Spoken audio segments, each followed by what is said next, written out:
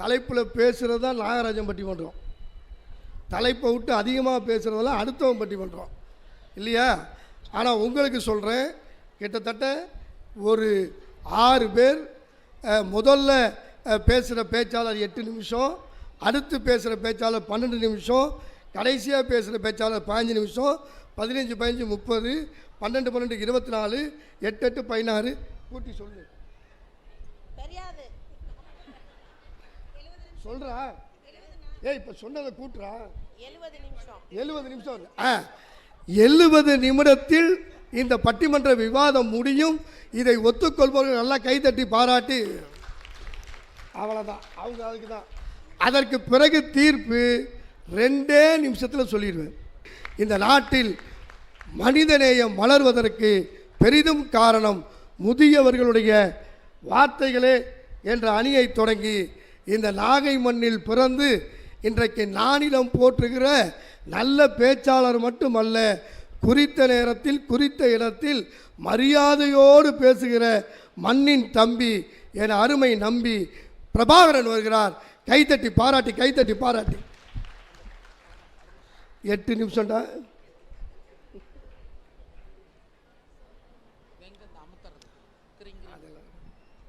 இந்த அற்புதமான புத்தக திருவிழாவினை நடத்தி கொண்டிருக்கக்கூடிய என்னுடைய நாகை வாழ் சொந்தங்கள் உங்கள் அத்துணை பேருக்கும் என்னுடைய மனமார்ந்த வாழ்த்துக்களும் நன்றிகளும்.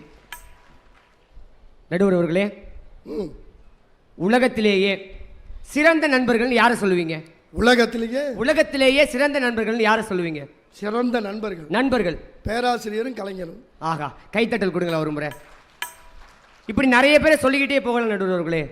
ஆனால் இவர்களை விடவும் சிறந்த நண்பர்கள் நீ யாரை சொல்ற? ஆமாங்க, நான் சொல்றேன், உலகத்திலேயே சிறந்த நண்பர்கள் நம்முடைய கண்கள் தான், வேற யாருமே கிடையாது. கண்கள் இருந்தால். ஆனா நல்லா பாடுறீங்க, ஆனா அந்நிய பக்கத்துல நேர்ல வச்சுட்டே பாடுறீங்க.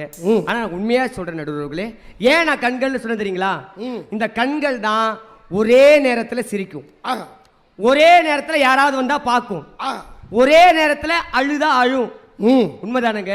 ஆமா. அதே மாதிரிதான் எங்க மூத்தோர்களும் அவர்களுடைய வார்த்தைகளும். அவங்க 2 கண்ணு, இந்த 2 கண்ணுல ஒரு கண்ணு இல்லைன்னா கூட எதுக்க உள்ள உருவம் தெரியாது. நான் என்னைக்குமே எதிரணிய இகழ்ந்து பேசவும் மாட்டேன், எப்போ இகழ்ந்து பேசியதும் இல்ல, இன்னைக்கு சத்தியமா பேசவே மாட்டேன். ஏன் தெரியுங்களா? வரலாறு தெரியும். சொல்லுங்க. அது என்ன காரணம் தெரியுமாங்க? அவங்க 3 பேருமே என்னுடைய அக்கா. இந்த 3 அக்காவையும் எதிர்த்து பேச அவங்க வீட்டில் உள்ளவங்களுக்கே தைரியம் கிடையாது. அதனால எனக்கு சுத்தமா தைரியம் கிடையாது. உண்மையா நடுவர்களே? நீ 3 அக்காக்கெல்லாம் பயப்படுறது இல்லை. சரிங்க. நீ பொதுவாகவே பொம்பளை கண்டா ஏற்று பேச மாட்டேன். நான் நிஜமா ஏற்று பேசவே மாட்டேன் நடுவர்களே. ஆனா இருந்தாலும் கூட இந்த அற்புதமான விழாவை நடத்திட்டு இருக்காங்கல்லங்க, இவங்களுக்காக கூட எங்களுடைய கண்ணதாசன் ஐயா அழகா ஒரு அற்புதமா ஒரு பாடல்ல கொடுத்தாருங்க. உழைக்கும் தோழர்களே ஒன்று கூடுங்கள், உலகம் நமது என்று சிந்து பாடுங்கள்.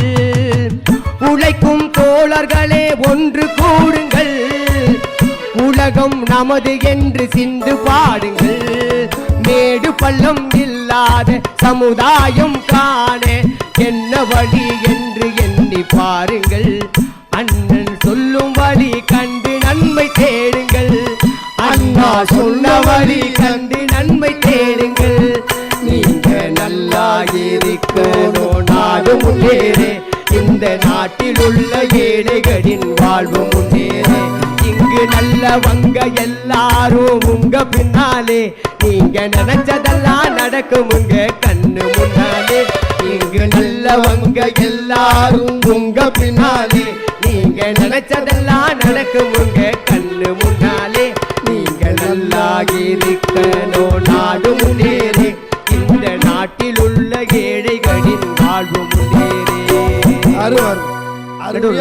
அருமையா பாடின. ஆனால் இந்த பாடலை எழுதி பெயர் பெற்றவர் புலவர் புலமை பித்தன். நல்லா ஒரு முறை கைத்தறல் கொடுங்க நடுவர்களே. 1947 வருஷம் ஆகஸ்ட் மாதம் 14ஆம் தேதி, அடுத்த நாள் நமக்கெல்லாம் சுதந்திரம் கிடைக்க போகுது. எல்லாரும் ரொம்ப சந்தோஷமா இருக்கிறாங்க. அந்த சுதந்திரம் கிடைக்க போகிற தருவாயில எல்லா தலைவர்களுடைய வீடுகளும் பூட்டப்பட்டிருக்குது. ஆனால் ஒரே ஒரு தலைவர்களுடைய வீடு மட்டும் பூட்டப்படவில்லை.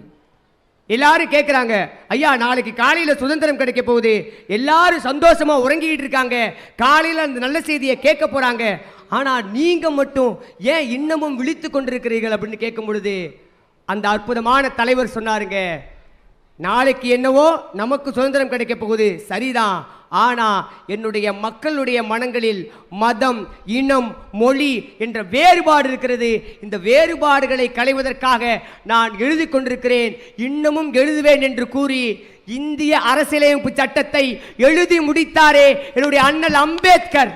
அவருடைய மூத்தோருடைய வார்த்தை, அந்த சொல்தான் இன்றளவும் நமக்கு ஏன் உலகத்திற்கே அரசியலமைப்பு சட்டமாக இருக்கிறது என்று சொன்னால் எங்கள் வார்த்தை எப்படி பொய்த்து போகும் நடுவர்களே.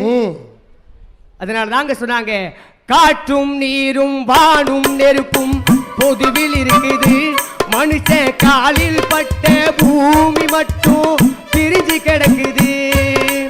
காற்றும் நீரும் வானும் நெருப்பும் பொதுவில் இருக்குது, மனுஷ காலில் பட்ட பூமி மட்டும் பிரிஞ்சு கிடக்குது. பிரித்து வைத்து பார்ப்பதெல்லாம் மனித இதயமே, பிரித்து வைத்து பார்ப்பதெல்லாம் மனித இதயமே. பிரிவு மாறி ஒருமை வந்தால் அமைதி நிலவுமே, அமைதி நிலவுமே. நாங்க அமைதிக்காக என்னைக்குமே போர்க்கொடி தூக்குவோர்கள் நடுவர்களே. நடுவர்களே, குடும்பம்னா என்னங்க? எது குடும்பம்னா என்ன? குடும்பம் குடும்பம் குடு கூட்டல் இன்பம். குடு கூட்டல் இன்பம், ஆமாங்க. அன்பை கொடுக்கணும், பண்பை கொடுக்கணும், பாசத்தை கொடுக்கணும். அடடா, 1ஆம் தேதி ஆனா நம்ம மனைவி கிட்ட சம்பள கவரை கொடுக்கணும். அதெல்லாம் அந்த காலம். ஏன் நடுவர்களே, இப்பெல்லாம் ஏடிஎம் கார்டு தான். ஏடிஎம் கார்டா? அவா வச்சிருக்கா. ஆமாங்க. அப்பப்ப சொருகி எடுத்துக்கிறான். அது நாம எடுக்க முடியாதுங்க, அது அவங்க எடுக்கிறாங்க. நாம வேணா ஒரு அத்தாச்சிக்கு ஏடிஎம் கார்டை வச்சிருக்கோம்னு சொல்லலாம். இல்ல நீ பரவாயில்ல. சரிங்க. நான் ஏடிஎம் கார்டை என் பொண்டாட்டிகிட்ட தான் கொடுத்து வச்சிருக்கேன். அப்படியா? ஒரே ஒரு நாள் கேட்டேன். சரிங்க. அந்த ஏடிஎம் கார்டை குடுறீன்னு அதை எடுத்துட்டு போய் அந்த மிஷின் உள்ளார விட்டேன். அந்த மிஷின் சொன்னிச்சு, உங்கள் ரகசிய எண்ணை பதிவிடவும் அப்படின்னு போட்டுச்சு.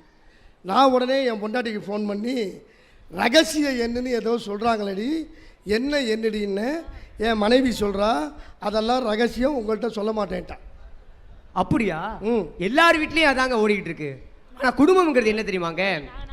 மனைவிக்கு ஒன்றுனா கணவன் துடிக்கிறதும், கணவனுக்கு ஒன்றுனா மனைவி துடிக்கிறதும், இந்த 2 பேருக்கு ஒன்றுனா அந்த குடும்பமே துடிக்கிற அந்த வாழ்க்கை இருக்குல்லங்க, அதுதாங்க குடும்பம். அந்த குடும்பத்துக்குள்ள அன்னைக்கெல்லாம் பார்த்தீங்கன்னு வச்சுங்களேன், எல்லார் குடும்பத்துக்குள்ளேயும் கூட்டு குடும்பம்னு ஒன்று இருந்துச்சு. ஒரு கணவன் மனைவிக்குள்ள சண்டை வந்தா கூட அந்த சண்டைய வீட்டில் இருக்கிற மூத்தவங்க எல்லாரும் தீர்த்து வச்சாங்க. சரி. ஆனா இன்னைக்கு அப்படிலாம் இல்லை நடுவர்களே, எல்லாரும் தனி கொடுத்தன போயிட்டாங்க. பிடிச்சா வாழ்றாங்க, பிடிக்கலன்னா பிரிஞ்சு போயிட்டே இருக்கிறாங்க. ஆனா அந்த பிள்ளைகள் எல்லாம் நடுத்தருவில் நிக்குதுங்க. இதான் எங்களுடைய இளைஞர்களுடைய செயலா? ஆனா அன்னைக்கு கூட கல்யாணம்ங்கிறது இப்படி இருக்கணும், வாழ்க்கைங்கிறது இப்படி இருக்கணும், வாழ்க்கையை இப்படி வாழ்ந்தா இந்த சமூகத்துல நாம நிலையா இருக்கலாம்னு அன்னைக்கு கொடுத்தாங்க. கண்ணாலே ரகசியம் பேசிக்கிட்டோம், நாங்க 2 பேரும் காதல் வாழ வீசிக்கிட்டோம். கண்ணாலே ரகசியம் பேசிக்கிட்டோம், நாங்க 2 பேரும் காதல் வாழ வீசிக்கிட்டோம். கிழமை கல்யாணம் முடிச்சுக்கிட்டோம், அதை சிதிருத்த முறையில நடத்திக்கிட்டோம். பெத்தாலும் 1 2 பெத்து போடுவோம், அதுக்கு ஒத்துமையா 2 பேரும் பாடுபடுவோம். பூதாரி பிள்ளைகளை பெக்க மாட்டோம், அது உருவந்து வாங்கும்படி வைக்க மாட்டோம். நாங்க புதுசா கட்டிக்கிட்ட ஜோடி தானுங்க, நல்ல பாட்டு படிக்கும் வானம் பாடி தானுங்க. நாங்க புதுசா கட்டிக்கிட்ட ஜோடி தானுங்க, நல்ல பாட்டு படிக்கும் வானம் பாடி தானுங்க. நமக்கு டிப்பாண்டியாலோ, நமக்கு டிப்பா ஆயாலோ, நமக்கு டிப்பாண்டியாலோ, நமக்கு டிப்பா ஆயா. ஏ சிங்கி, ஏ சிங்கா, ஏ சிங்கி, ஏ சிங்கா. ஏய், வேற பொழப்புக்கு அனுப்பிடுவாங்கடா. அப்படியே இல்லைங்க. நிறைவாக நடுவர்களே, நிறைவாக இப்படி சொல்றேங்க, அந்த காலகட்டத்தில் வச்சுக்கலாங்க, மனிதனுடைய சராசரி வயது எவ்வளவு? அன்னைக்கெல்லாம் 100 வயசு இருந்துச்சு, இல்லை 110 வயது இருந்துச்சு. ஆனா இன்னைக்கு எவ்வளவு தெரியுமாங்க சராசரி வயது? எவ்வளவு? 55. எவ்வளவு குறைஞ்சிருக்கு பாத்தீங்களா? என்ன காரணம்னா, அன்னைக்கு நாம் சாப்பிட்ட உணவு உணவாக இருந்தது, அமிர்தமாக இருந்தது. அதனால எல்லாரும் 100 வயசுக்கு மேல வாழ்ந்தோம். ஆனா இன்னைக்கு சாப்பிடுற சாப்பாட்டுல மனுஷனே செயற்கை உரங்கிற பேர்ல நஞ்சை உதைத்து எங்க மூத்தோர்கள்லாம் சொன்னாங்க, இயற்கை உரங்களை போடுங்க, இயற்கை உரங்களை போடுங்க, விவசாயத்தை பெருக்குங்க, அதை பெருக்குனீங்கன்னா 100 வயசு வாழலாம்னு எங்க மூத்தோர்கள் சொன்னாங்க. ஆனா இளையோர்கள் என்ன செய்யறாங்கன்னா செயற்கை உரத்தை போட்டு நமக்கு நாமே கொல்லி வச்சுக்கிறோமேங்க. இந்த வாழ்க்கை ஒரு வாழ்க்கையா? இதுதான் இளையோர்களுடைய செயலா? அவங்களை குறை சொல்ல நான் வரல நடுவர்களே. நான் ஒரே ஒரு விஷயம் சொல்றேங்க, எங்க மூத்தோர்களுடைய வார்த்தைகளை கேட்டாலே போதும், அவர்கள் வாழ்க்கை செழுமையாக இருக்கும். அதுதாங்க சொன்னாங்க, அன்னைக்கே சொன்னாங்க, இன்னொரு வேதனை இவர்களுக்கு வேடிக்கை, இதயமற்ற மனிதருக்கு இதுவெல்லாம் வாடிக்கை. எத்தனை பெரிய மனிதனுக்கு எத்தனை சிறிய மனம் இருக்கு, எத்தனை பெரிய மனிதனுக்கு எத்தனை சிறிய மனம் இருக்கு, எத்தனை பெரிய பறவைக்கு எத்தனை சிறிய பறவைக்கு எத்தனை பெரிய அறிவிருக்கு. கோழிகை பாரு காலையில் விழிக்கும், குருவிகை பாரு சோம்பலை படிக்கும், காக்கையை பாரு கூடி பிழைக்கும், காக்கையை பாரு கூடி பிழைக்கும், அட நம்மையும் பாரு நாடே சிரிக்கும். எத்தனை பெரிய மனிதனுக்கு எத்தனை சிறிய மனம் இருக்கு. நடுவர்களே, நீங்க இளையோர்கள் செய்வதெல்லாம் நாங்கள் குறையாக சொல்லவில்லை. ஆனால் மூத்தோர்களுடைய வார்த்தை சொல் அமிர்தம். அந்த அமிர்தத்தை எடுத்துக்கொண்டால் நீங்கள் அமரனாக வாழலாம் என்பதை மட்டும் சொல்லி இந்த மாமன்றத்தில் என்னை போன்ற ஏதோ ஒரு மூலையில் இருக்கக்கூடிய பேச்சாளர்களை கூட மேடை ஏற்றி இப்படித்தான் பேச வேண்டும் என்று அழகு பார்த்து கொண்டிருக்கூடிய எங்கள் நாகையார் அவர்களின் பொற்பாதங்களை தொட்டு வணங்கியும் எங்கள் நாகைவாழ் சொந்தங்கள் அத்துணை பேரின் பொற்பாதங்களை தொட்டு வணங்கி விடைபெறுகிறேன். வாய்ப்பிருந்தால் சந்திப்போம். தமிழ் வாழட்டும், தமிழர்கள் மட்டுமே இந்நிலத்தை ஆளட்டும். நன்றி, வணக்கம். மிகச் சிறப்பாக பிரபாகரனுக்கு நல்ல ஒரு முறை கைத்தட்டுங்க. பொதுவாக நான் பிரபாகரன் என்ற பெயரை சொல்வதில்லை. காரணம், இந்த மண்ணில் வீரத்தை விதைத்த பெயர் பிரபாகரன். என் தம்பி பிரபாகரன் இன்றைக்கு குறித்த நேரத்தில் முடித்திருக்கிறார். நிஷா கூட சொன்னிச்சு, பைய பாடுறதை பார்த்தா இன்னும் 2 பாட்டு பாடுவான் போல கேணிச்சு. 8 நிமிஷம்னு சரியாக முடிச்சிருக்கிறார். ஒரு பேச்சாளனுக்கு அழகு எது தெரியுமா? நீண்ட நேரம் பேசுவது அல்ல, குறித்த நேரத்தில் நிறைந்த செய்திகளை பேசுவது. என் தம்பி பிரபாகரன் இன்றைக்கு சிறந்த பேச்சாளனாக பேசியிருக்கிறார். அவரை தொடர்ந்து இல்லை இளையவர்களின் செயல்களே என்று எனக்கு தெரிந்து ஒரு தேர்வு 2 லட்சம் பேர் எழுதினார்கள். அதில் 2000 பேர் தான் பாஸ் ஆனார்கள். ஆசிரியர் தகுதி தேர்வு என்று முதலாக வந்த பொழுது அந்த தகுதி தேர்வில் பாஸ் ஆன 2 பேர், ஒருவர் தம்பி பிரபாகரன், இன்னொன்று என் தங்கை வர்ணனி. நல்லா கைத்தட்டி. ஏன் நான் இதை சொல்கிறேன்னா, ஒரு தேர்வில் பாஸ் ஆகிறது பிரச்சனை இல்லை, பாஸ் ஆன பிறகு அந்த தொழிலை சரியாக செய்யணும். 2 பேரும் செய்கிறாங்க. வர்ணனி, நவ் யுவர் டைம் ஸ்டாப். எம்மொழிக்கும் மூத்தவளே, எம்மொழிக்கும் மூத்தவளே, எம்மொழியாய் வாய்த்தவளே, செம்மொழியாய் மொழிகளுக்குள் செம்மாந்திருப்பவளே, அன்னை தமிழே உன்னை வணங்கி. புத்தகங்கள் தொட்டு பார்க்கும்போது வெறும் காகிதங்கள், ஆனால் படித்து பார்க்கும்போது அவை மிகப்பெரிய ஆயுதங்கள். நாகை மக்கள் அத்தனை பேரும் பெருமையுடன் கொண்டாடும் நாகையின் ஆகச் சிறந்த அறிவு திருவிழாவாம் இந்த புத்தக திருவிழாவின் சிறப்பான பட்டிமன்ற மேடையை எனக்கு வழங்கிய நடுவர் அண்ணன் உள்ளிட்ட அறிவுசார் அவைக்கு என்னுடைய வணக்கங்கள். மூத்தோர் சொல்லுதான் நமக்கு மனிதநேயத்தை எல்லாம் வளர்க்குதுன்னு தம்பி பேசிட்டு போயிருக்காப்ல, அப்படித்தானே? மூத்தோர் சொல்லிடலாம், மூத்தோர் எதை வேண்டுமானாலும் சொல்லலாம். சொல்லுதல் யாருக்கும் எளிய அறியவாம், சொல்லிய வண்ணம் செயல் என்பது வள்ளுவர் வாக்கு. சொல்லிட்டு பெயரலாம் மூத்தோர், ஆனா அது செய்து காட்டக்கூடிய ஆற்றல் வல்லமை யாருக்கு இருக்குன்னா முதியவர்களுக்கு எப்படி இருக்க முடியும்? அது இளைஞர்களுக்கு மட்டும்தானே இருக்கும். வைரமுத்துவின் வைர வரிகள், ஓடிக்கொண்டே இருப்பது நதி, உழவிக்கொண்டே இருப்பது காற்று, இயங்கிக் கொண்டே இருப்பவர்கள் இளைஞர்கள். இயங்கிக் கொண்டே இருக்கும் இளைஞர்களால தான் இன்றளவும் பூமி இத்தனை கோடி ஆண்டுகளை கடந்தும் மிக சிறப்பாக இயங்கிட்டு இருக்கு.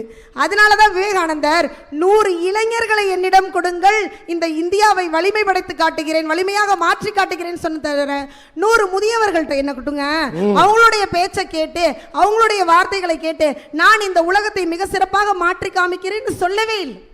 இந்த உலகம் இன்றளவும் உயிரோடவும் உயிர்ப்போடவும் இருக்கிறதுக்கு யார் காரணம்னு எடுத்துக்கிட்டோம்னா, அதிகாரம் படைத்த மனிதர்களா இல்ல, ஆற்றல் பொருந்திய மனிதர்களா இல்ல, ஆளுமை பொருந்திய மனிதர்களா இல்லவே இல்லை. கருணையும் இரக்கமும் அன்பும் மிகுந்து இருக்கக்கூடிய மனிதம் கொண்ட நேயம் பொருந்திய இளைஞர்களால் மட்டுமே இந்த உலகம் இன்றளவும் உயிர்ப்போடு இருக்கிறது. இதை நான் சும்மா சொல்லிட்டு போயிட்டா நீங்க ஒத்துக்க மாட்டீங்க இல்லையா? இதுக்கு நான் உதாரணம் சொல்லணும். இந்த உதாரணத்துக்கு இளைஞர்களை அந்த காலத்திலேருந்து இந்த காலம் வரைக்கும் வரிசைப்படுத்த முடியும்.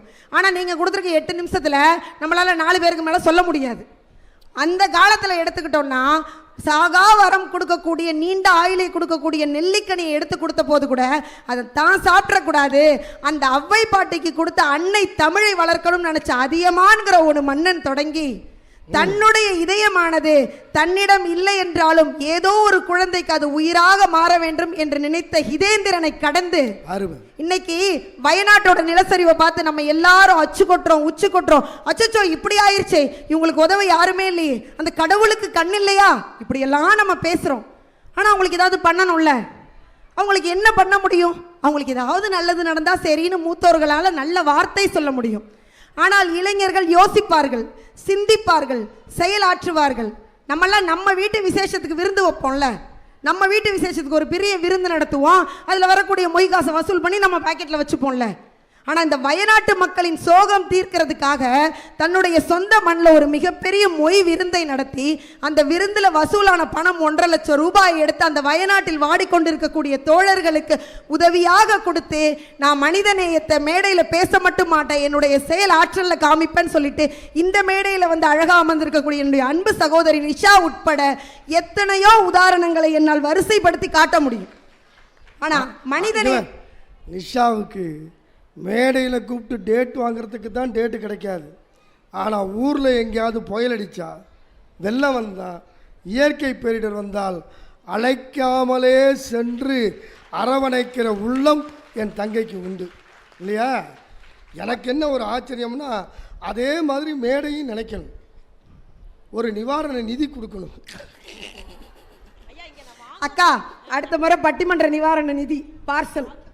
இப்படி மனித நேயம் பொருந்திய மனிதர்கள் இளைஞர்கள் உங்களுக்கு கண்ணுக்கு முன்னாடியே உட்கார்ந்துருக்காங்க. இதையெல்லாம் பார்த்துக்கிட்டும் மூத்தோர்னு அந்த தம்பி வந்து பேசிட்டு போயிருக்காப்புல. சரி, மனித நேயம் பொருந்திய இளைஞர்கள் சாதிப்பாங்களா? அவங்களால எதையாவது சாதிச்சிட முடியுமா? சாதனை பண்ணிட முடியுமா அப்படின்னு ஒரு பெரிய கேள்வி எல்லாருக்கும் இருக்கும்.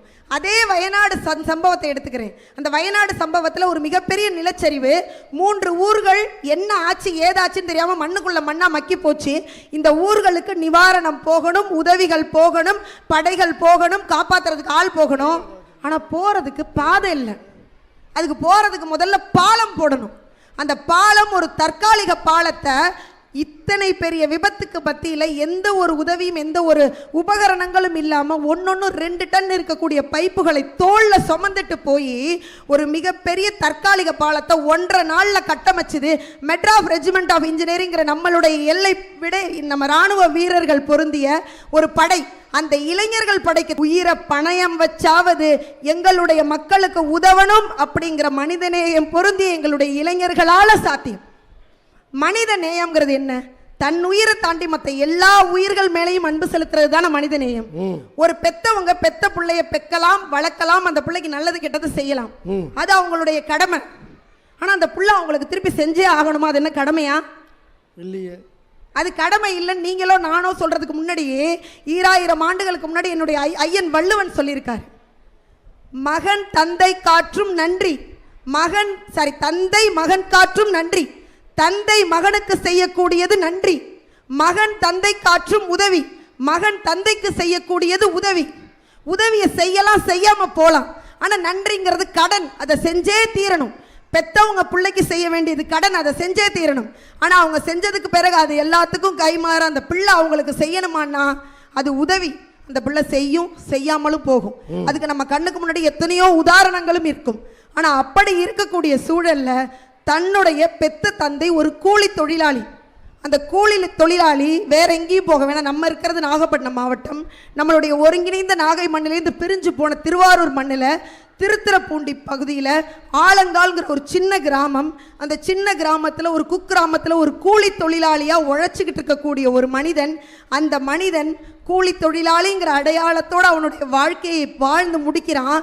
ஆனால் அவனுடைய பெண்ணானவள், என்னுடைய தந்தைக்கு நான் செய்ய வேண்டிய கடமை இருக்குது, செய்ய வேண்டிய நன்றி இருக்குது, செய்ய வேண்டிய உதவி இருக்குது, அவரை ஒரு கூலி தொழிலாளிங்கிற அடையாளத்திலேருந்து மாற்றி ஒரு மாவட்ட ஆட்சியருடைய அப்பாங்கிற அடையாளத்தை அவருக்கு கொடுக்கணுங்கிறதுக்காக படிச்சா படிச்சா படிச்சா படிச்சா குனிஞ்சு புத்தகத்தை படிச்சா இன்னைக்கு தலை நிமிர்ந்து தஞ்சாவூர் மாவட்ட ஆட்சியராக அமர்ந்திருக்கக்கூடிய ஸ்ரீமதி என்பவர் ஒரு கூலி தொழிலாளியின் மகள்னு சொன்னா, இன்னைக்கு தஞ்சாவூர் மாவட்ட ஆட்சியர் ஸ்ரீமதியின் அப்பா அப்படிங்கிற அடையாளத்தை அவருக்கு கொடுத்திருக்கான்னா, இது எங்களுடைய இளம் தலைமுறையோட மனிதநேயம் கடந்த சாதனை. நிறைவாக மூத்தோர் சொல் முன்னர் கசக்கும் பின்னர் இனிக்கும். மூத்தோர் சொல்லிடலாம், நீங்கள் சொல்லக்கூடிய சொல் முன்னாடி கொஞ்சம் கசக்கும், அதுக்கப்புறம் இனிக்கும். ஆனால் எங்களுடைய இளைஞர்களுடைய செயல் அப்படியானது கிடையாது. எங்களுடைய இளைஞர்களுடைய செயல்கள் இன்றும் அன்றும் என்றும் எடுத்துக்கிட்ட நேரத்திலேருந்து முடிக்கிற நேரம் வரைக்கும் எப்போதுமே இனிமையை மட்டுமே தரும் என கூறி நல்ல வாய்ப்பளித்த நாகைவாழ் நல்லுள்ளங்கள் அத்தனை பேருக்கும் நன்றி பாராட்டி விடம்பெறுகிறேன். நன்றி, வணக்கம். மிகச் சிறப்பாக வர்ணனைக்கு நல்லா கை தட்டுங்க. ஆனால் ஆமாம், பின்னாடி நிற்கிறவங்க முன்னாடி வந்து உட்காரலாம், அப்போ இன்னும் கொஞ்சம் நல்லா இருக்குங்குது. அதை விட வேடிக்கை என்னென்னா, வர்ணனி தலைப்பை சரியாக புரிந்து வைத்திருக்கிறது. நண்பர்களே, மூத்தோர்களா இளையோர்களால் தான் நான் தலைப்பு கொடுத்துருக்கேன், முதியவர்களா இளைஞர்களான்னு கொடுக்கல. ஏன் தெரியுமா? இளைஞர் என்பதற்கு வரம்பு கிடையாது. எங்கள் அம்மா வந்திருக்காங்க, கிட்டத்தட்ட 75 தாண்டி இந்த நாகப்பட்டினத்தில் மட்டுமல்ல, பல பேருக்கு தெரியும், தமிழகத்தில் ஒரு காலத்தில் மேடையில் பேசுகிற ஒரே பெண் பேச்சாளர் என்ற அடையாளம் இந்த நாகையில் இருக்கிற எங்கள் அம்மா மணிமேகலைக்கு தான் உண்டு. அவங்க பையனா தலைப்பு தரப்ப தெளிவாக தருவேன். மூத்தோர் வேறு, இளையோர் வேறு, இளைஞர் வேறு. இளைஞர் என்பவன் யாரான்னா, வயதால் இளையோராக இருப்பவனெல்லாம் இளைஞர் இல்லை. பல பேர் அந்த கேள்வியை பல இடத்துல கேட்டிருக்கிறான். இளைஞர்னா எவன் தெரியுமா? எவன் ஒருவன் மனதால் இளையோரின் செயலை செய்கிறாரோ அவருக்கெல்லாம் இளைஞர் பேர். என் தங்கை சொன்னிச்சு, எடுத்த உடனேயே அதியமான் அவ்வைக்கு நெல்லிக்கனி கொடுத்தார், ஒரு கிழவிக்கு கொடுத்தார் என்று சொன்னிச்சு. நான் பொதுவாக மேடையில் சொல்வது உண்டு, பல வரலாறை வைத்துக்கொண்டு நம் ஓவியர்கள் எழுதிய ஓவியத்தை வைத்துக்கொண்டு சில பேரை நாம் வயதானவர் என்று நினைத்து கொள்கிறோம். அதியமான் அவ்வைக்கு நெல்லிக்கனி கொடுத்த பொழுது அவ்வைக்கு வயது 16. ஏன் தெரியுமா? அவ்வை என்ன வரம் வாங்கினால் தெரியுமா? இறைவனிடம் வாங்கிய வரம் எது தெரியுமா? இளைய வயதிலேயே தான் எழுதிய பாடலை அவையிலே ஏற்க மாட்டார்கள் என்ற காரணத்துக்காக இறையை வேண்டி கிளப்பருவ வேடம் எனக்கு கொடு என்று இளைய வயதிலேயே கிழவியாக தோன்றிய முதல் பெண் ஔவையார் தான். அதனால தான் கிழவி என்ற சொல்லுக்கு தமிழில் பேர் இளம் பெண்ணுன்னா. பொம்பளை பிள்ளைங்களை சொல்கிறப்ப 7 பருவம் சொன்னான் இல்லையா? அதில் பேர் இளம் பெண்ணா என்னடா அர்த்தம்னா, வயதான மாதிரி இருப்பாங்க ஆனால் இளமையாக இருப்பாங்க. நல்ல அந்த இளையோர்களுக்காக ஔவையாரை சொன்னதுக்கு உண்மையிலேயே வர்ணனி நல்லா கைத்தட்டி பாராட்டணும். சார், என்னுடைய மேடையில் நான் பெருமையாக சொல்லிக்கொள்கிறேன், மற்ற மேடைக்கு மற்ற பேச்சாளர்கள் போகிற பொழுது எப்படி வேண்டுமானாலும் போவார்கள், என்னுடைய மேடைக்கு கண்டிப்பாக படித்துவிட்டுத்தான் வருவார்கள் என்பதற்கு வர்ணனி உதாரணம். வாழ்த்துக்கள். அடுத்து என்னுடைய அருமை தம்பி சிம்மக்குரலோன் கிருஷ்ணசாமி வருகிறார். 12 நிமிடம்.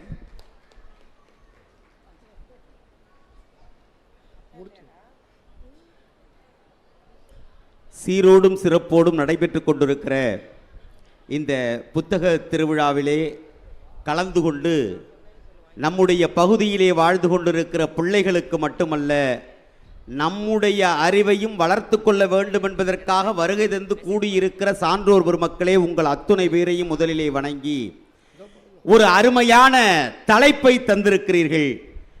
மனித நேயம் மலர்வது மூத்தோருடைய வாக்கிலா என்று கேட்டிருக்கிறார்கள், சொல்லிலா என்று கேட்டிருக்கிறீர்கள்.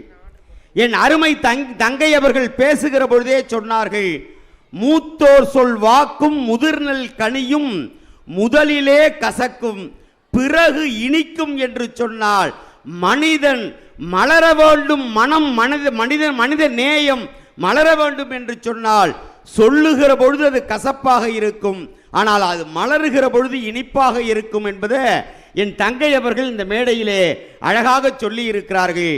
ஆனால் படிப்பு என்பது எப்படிப்பட்டது என்பதை ஐயன் வள்ளுவன் சொல்லுவான், கற்க கசடர கற்பவை கற்றபின் நிற்க அதற்கு தக என்று ஒரு குறள் தந்திருப்பார். துணைக்காலே இல்லாமல் இந்த குறள் அப்படியே எழுதப்பட்டதாக இருக்கும். நாங்கள் கூட படித்த பெரியவர்களிடத்திலே கேட்ட பொழுது துணைக்கால் இல்லாமல் இந்த குறள் வந்திருக்கிறதே, இதற்கு அர்த்தம் என்ன என்று கேட்ட பொழுது எங்கள் ஐயாவை போன்றிருக்கிற பெரியவர்கள் சொன்னார்கள், ஒரு மனிதன் வாழ்க்கையிலே படிப்பு என்கின்ற ஒன்றை தன்னுடைய மூளைக்குள்ளே ஏற்றிக்கொண்டு விட்டால் அடுத்தவனுடைய துணையை நாளாமல் வாழ்க்கை முழுவதும் தன் காலிலே நிற்கலாம் என்கின்ற நிலையைத்தான் வள்ளுவன் கொடுத்திருக்கிறான் என்று சொல்லுகிறார்கள். என்று சொன்னால் வாழ்க்கையிலே படிக்க வேண்டும். அதனால்தான் ஒரு காலத்திலே புத்தக கண்காட்சி என்று வைத்து நடத்தினார்கள். வந்தவர்கள் எல்லாம் பார்த்துட்டு சும்மாவே போயிட்டாங்க. ஆனா திருவிழா என்று சொன்னாலாவது விழாவுக்கு வருகிறவர்கள் தவறாமல் 4 புத்தகத்தை வாங்கிட்டு போக மாட்டாங்களாங்கிற ஒரு ஏக்கத்துல தான் புத்தக திருவிழாவே நடத்திட்டு இருக்கோம். கிருஷ்ணசாமி, ஏக்கம்லாம் கிடையாது. தமிழன் பண்பாடு திருவிழா என்று வந்தால் திரும்பி போகிற பொழுது ஏதாவது வாங்கி போவது தான். அதனால தான் திருவிழா கடையினே வச்சான். இல்ல, திருவிழா கடை மட்டும் இல்ல, நீங்களே சொன்னீங்க திருவிழாவை திருப்பி போட்டா விழாதிரு என்று. புத்தகத்தை வாங்கி படித்தால் மனிதன் விழாதிருப்பான் என்பதற்கு அடிப்படை நோக்கமாக தான் நம்முடைய பகுதிகளிலே புத்தக திருவிழான்னு வச்சாங்க. அதை கொண்டு வந்து ஒரு பாட்டில் கொடுத்தாரு பாருங்க.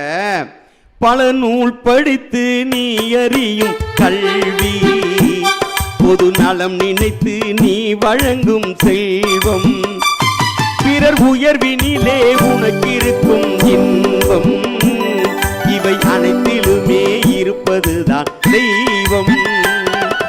பாசமுள்ள பார்வையிலே கடவுள் வாழ்கிறான், அவன் கருணை கொண்ட நெஞ்சினிலே கோயில் கொள்கிறான்.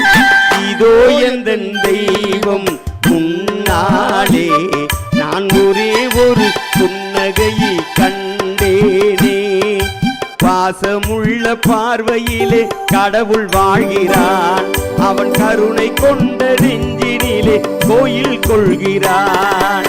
இதோ எந்தன் தெய்வம் முன்னாலே நான் ஒரே ஒரு புன்னகையை கண்டேனே. நடுவர் அவர்களே, வாழ்க்கையிலே படிப்பு என்பது முக்கியம் என்பதை சொல்லுகிற நோக்கத்திலே தான் இன்றைக்கு பட்டிமன்றமும் கொண்டு வந்து வைத்திருக்கிறார்கள். ஒரு காலத்தில் எல்லாம் படிப்பு என்பது எப்படி இருந்ததா, பணம் இருக்கிறவர்கள் மட்டுமே படிக்கலாம் என்கின்ற நிலையிலே இருந்த பொழுது என் ஏழை பாட்டாளி வர்க்கத்திலே பிறந்திருக்கக்கூடிய பிள்ளைகள் கூட படிக்க வேண்டும் என்பதற்காக உலகத்திலே உள்ள பெரியவர்கள் சொல்லுவார்கள், கற்கை நன்றே கற்கை நன்றே, பிச்சை புகினும் கற்கை நன்றே என்று சொன்னார்கள். பிச்சை எடுத்தாவது படிக்க வேண்டும் என்று சொன்னார்கள். ஆனால் இந்த உலகத்திலே தான் படிக்கவில்லை என்றாலும் இந்த உலகத்திலே இருக்கிற பிள்ளைகள் படிக்க வேண்டும் என்பதற்காக எடுத்து வைத்தால் பள்ளிக்கூடம், எழுந்து நடந்தால் உயர்நிலை பள்ளி என்று பிள்ளைகளிடத்திலே, பிள்ளைகளே நீங்கள் படிக்க வேண்டும் என்பதற்காக பிச்சை எடுத்தாவது படிங்கள் என்று சொன்னார்கள். வேண்டாம், நீங்கள் படிப்பதாக இருந்தால் நான் பிச்சை எடுத்து உங்களை படிக்க வைக்கிறேன் என்று இலவசமாக கல்விக்கண் திறந்து வைத்த கர்ம வீரர் காமராஜர் போன்றவர்களால் தான் இன்றைக்கு எத்தனையோ ஆயிரம் பேர் படித்திருக்கிறோம்னா இதை நினைவுபடுத்தி கொண்டு வந்து பாடலில் கொடுக்க வேணாமா? அதனால தான் அன்னைக்கு ஒரு காலத்தில் ஒரு பாட்டு கொடுத்தான். அறம் செய்ய விரும்பு என்ற அளவை தருமம் செய்யுங்கள், அன்பே தெய்வம் என்றார் பெரியோர் அன்புடன் வாழுங்கள். அறம் செய்ய விரும்பு என்ற அளவை தருமம் செய்யுங்கள், அன்பே தெய்வம் என்றார் பெரியோர் அன்புடன் வாழுங்கள். யாரும் தீமை செய்தாலும் நீங்கள் நன்மை செய்யுங்கள், யாரும் பொய்யை சொன்னாலும் நீங்கள் மெய்யை சொல்லுங்கள். நேர்மையாய் வாழ்வதில் தோல்வியே இல்லையே. தங்கங்களே, நாளை தலைவர்களே, நம் தாயும் மொழியும் கண்களே, சிங்கங்களே, வாழும் தெய்வங்களே, நம் தேசம் காப்பவர் நீங்கள். நம் தாத்தா காந்தி மாமா நேரு தேடிய செல்வங்கள், பள்ளி சாலை தந்தனம் ஏழை தலைவனை தினமும் எண்ணுங்கள். வாழ்க்கை என்பது மனித நேயத்தோடு மலர வேண்டும் என்று சொல்லி இருக்கிறீர்கள். மனித நேயம் என்பது அன்பு என்கின்ற ஒன்றை அடிப்படையாக கொண்டது தானே. இந்த அன்பிலே காதல் இருக்கிறது. காதல் என்பது இளையவர்களுக்கு மத்தியிலே எப்படி இருக்கிறது, முதியவர்களிடத்திலே எப்படி இருக்கிறது, ஒரு பாடல் மூலம் சொல்லலாம் நினைக்கிறேன். அந்த பாடலை கொண்டு வந்து கொடுப்பார் பாருங்க. அதை சொல்றதுக்கு முன்னாடி அந்த பாடலுக்கு ஒரு வசனத்தை கொண்டு வந்து சொல்லியிருப்பாங்க. ஒரு நிமிஷம் அண்ணா, எக்கோ இருக்கா? அந்த பாடலுக்கு ஒரு வசனத்தை கொண்டு வந்து சொல்லியிருப்பாங்க. யார் இந்த வசனத்தை பேசுறதுன்னா, இந்த உலகத்திலே நடிக்கிற நடிகர்களுக்கெல்லாம் கை நடிக்கும், நகம் நடிக்கும், சதை நடிக்கும் என்று சொன்னால், நம்முடைய ஒருங்கிணைந்த தஞ்சை மாவட்டத்திலே பிறந்திருக்கக்கூடிய நம்முடைய பாசத்துக்குரிய சவாலிய சிவாஜி கணேசன் நடித்தால் மட்டும் அவனுடைய மீசை கூட நடிக்கிறன்னு நிரூபிச்சு காமிப்பான் பாருங்க. அந்த நடிகர் திலகம் சிவாஜி கணேசன். அவர் மீசை மட்டும் இல்லை, ஒரு கவிஞன் சொன்னா எல்லா நடிகர்களுக்கும் கை நடிக்கும், கால் நடிக்கும், மார்பு நடிக்கும், கண் நடிக்கும். ஆனால் நீ இழுத்து விடுகிற சிகரெட்டு புகையை கூட நடிக்க வைக்க வேண்டும் என்றால் அது சிவாஜியால் மட்டுமே முடியும். நிச்சயமா இல்லையா? நடுவர் அவர்களே அழகா அந்த வசனத்தை வந்து அந்த மேடையில் பேசுவார் பாருங்க. லதா, இது இறந்து போன மும்தாஜுக்காக கட்டப்பட்ட தாஜ்மஹால் அல்ல, என் இதயத்திலே குடியிருக்கிற என் காதல் தேவதைக்காக நான் கட்டி வைத்திருக்கிற வசந்த மாளிகை. வானத்து நிலா நீராட மேகத்தை படைத்தான், என் காதல் நிலா நீராட நான் இந்த பொய்கையை படைத்தேன். ஆண்டவன் எனக்கு பறக்கும் சக்தியை கொடுத்திருந்தால் மேகத்திலே மின்னிக் கொண்டிருக்கும் நட்சத்திரங்களை கொண்டு வந்து கட்டி தோரணமாக தொங்க விட்டிருப்பேன். என்ன செய்வது, பறக்கும் சக்தியை கொடுக்கவில்லையே.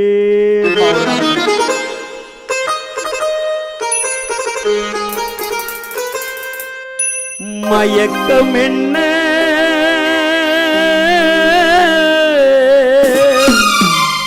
இந்த மௌனம் என்ன, மணி மாளிகைதான் கண்ணே.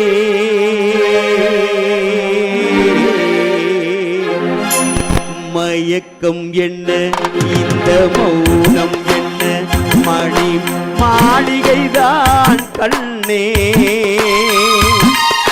கலக்கம் என்ன, இந்த தலனம் என்ன, அன்பு காணிக்கைதான் கண்ணே. கற்பனையில் வரும் கதைகளிலே நான் கேட்டதுண்டு கண்ணா, காதலுக்கே இது வாடிக்கை என்றே நினைத்ததில்லை கண்ணா.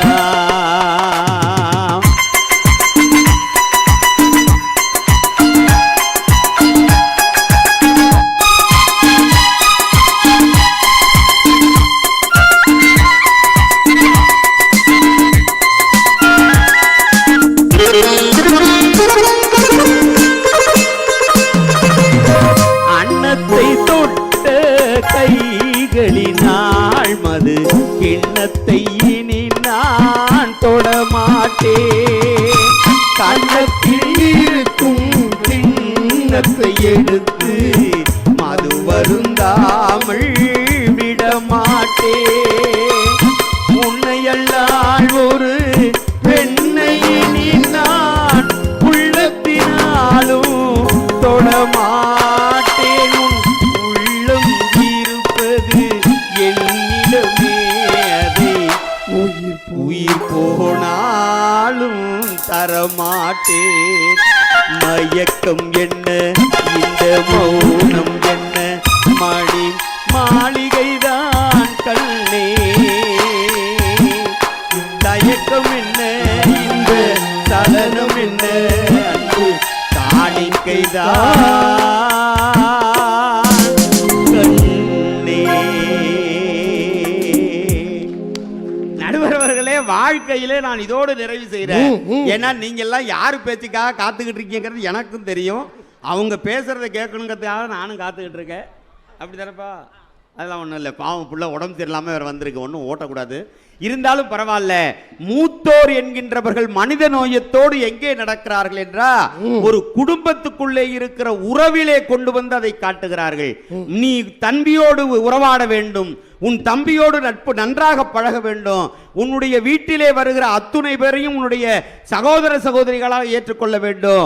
இந்த சமூகத்திலே பழகிற பொழுது அவர்களோடு அண்ணன் தம்பியாக நீ இருக்க வேண்டும் என்பதை மூத்தோர்கள் சொல்லுவதை கேட்டதற்கு பிறகுதான் இளையவர்களானவர்கள் அதை கையிலே எடுத்துக் கொண்டிருக்கிறோம் என்பது மட்டும்தான் என்னுடைய வாதமாக வைக்கிறேன். நீங்கள் எதுவும் செய்யவில்லை என்பது அல்ல என்னுடைய வாதம். இதை கொண்டு வந்து ஒரு காலத்துல பாட்டு கொடுத்தான். தாயாரும் படித்ததில்லை, தந்தை முகம் பார்த்ததில்லை, தாலாட்டு பாட்டு இன்றி ஓர் பாட்டும் அறிந்ததில்லை. தாயாரும் படித்ததில்லை, தந்தை முகம் பார்த்ததில்லை, தாலாட்டு பாட்டு இன்றி ஓர் பாட்டும் அறிந்ததில்லை. தானாக படித்து வந்தான் தங்கம் என்ன வளர்ந்த தம்பி, தள்ளாத வயதினிலே வாழுகிறேன் அவனை நம்பி. முத்துக்கு முத்தாக, சொத்துக்கு சொத்தாக, அண்ணன் தம்பி பிறந்து வந்தோம் ஒண்ணுக்குள் ஒன்னாக, அன்பாலே இணைந்து வந்தோம் ஒண்ணுக்குள் ஒன்னாக.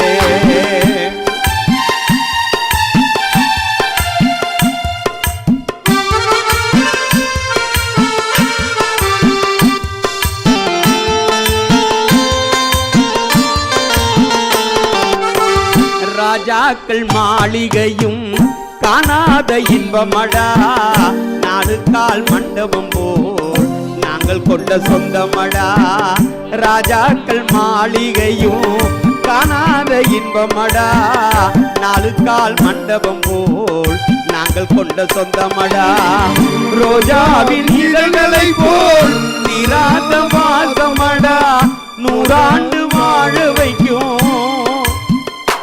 நூறாண்டு வாழ வைக்கும் மகாராத பாசமடா. முத்துக்கு முத்தாக, சொத்துக்கு சொத்தாக, அண்ணன் தம்பி பிறந்து வந்தோம் ஒண்ணுக்குள் ஒன்னாக, அன்பாலே இணைந்து வந்தோம் ஒண்ணுக்குள் ஒன்னாக என்று வாழ்க்கையிலே எந்த நிலையில இருந்தாலும் மூத்தோருடைய வாக்கை கேட்டு நடந்தால் மட்டும்தான் மனித நேயம் என்பது மலரும் என்பதை சொல்லி, ஒருமைக்கண் தான் கற்ற கல்வி எழுமைக்கும் ஏமா புடைத்து என்று சொன்னான். மனிதர்களே, நண்பர்களே, சகோதர சகோதரிகளே, நீங்கள் கற்கிற கல்வி, நீங்கள் பெறுகிற பணம் என்பது குன்றி தின்றால் குன்றும் குறையும் என்று சொல்லுவார்கள். நீங்கள் மற்றவர்களிடத்திலே கொடுத்தால் அது குறைந்து போகலாம், ஆனால் படிக்கிற படிப்பு மட்டும்தான் கொடுக்க கொடுக்க வளர்ந்து கொண்டே இருக்கிறது. அந்த வளர்கிற படிப்பை புத்தக திருவிழாவிலே புத்தகங்களை வாங்கி படித்து நம்மோடு இருக்கிற நம் பிள்ளைகளுக்கு இன்னும் நல்ல அறிவுரைகளை சொல்லிக் கொடுப்போம் என்கின்ற சபதத்தை இந்த இடத்திலே தந்து வாய்ப்புக்கு நன்றி கூறி நிறைவு செய்கிறேன். நன்றி, வணக்கம். மிக அற்புதமான வார்த்தைகளை உங்களுக்கு வடித்தெடுத்த தம்பி கிருஷ்ணசாமிக்கு நல்ல ஒரு முறை கைத்தட்டி. அருமையான பாடல்களை நினைவுபடுத்தி இருக்கிறார். இது அத்தனைக்கும் கேள்விக்கு பதில் சொல்ல வேண்டும் என்று சொன்னால் இந்த மேடையில் நான் பெருமைக்காக சொல்லுவேன்.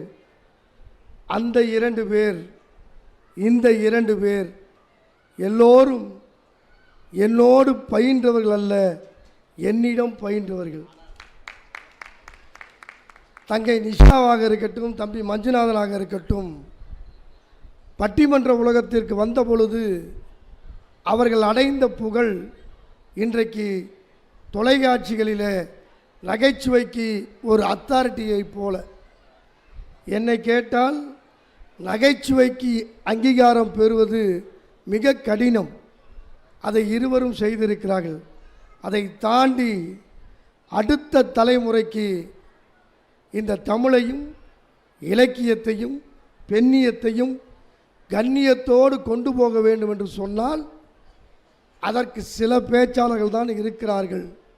இந்த மேடையில் பெருமையாக சொல்லுகிறேன், ஐயா சுகிசிவம், சாலமன் பாப்பையா, ஞானசம்பந்தம் போன்ற மிகப்பெரிய இலக்கிய ஜாம்பவான்கள் விரும்பி அழைத்து பேச வைக்கிற ஒரு பெண்ணிய பேச்சாளர் என்ற பெருமை கடந்த வாரம் ஞாயிற்றுக்கிழமை கூட மெகா தொலைக்காட்சியில் சுகிசிவம் தலைமையில் பட்டிமன்றத்திலே கம்பராமாயணத்தை பற்றி கடல் தெறிக்க பேசிய பேச்சாளர் என்ற பெருமை அழைப்புதலில் பெயரிடப்பட்டாலும் பெயர் இடப்படவில்லை என்றாலும் இந்த மண்ணுக்கு தன்னால் என்ற பணியை, தரமான தமிழ் பணியை செய்து வருகிற என் வளர்ப்பு அன்பு தங்கை நாகை வேம்புபாலா அவர்கள் இதோ வருகிறார். நல்லா கைத்தட்டி பாராட்டி.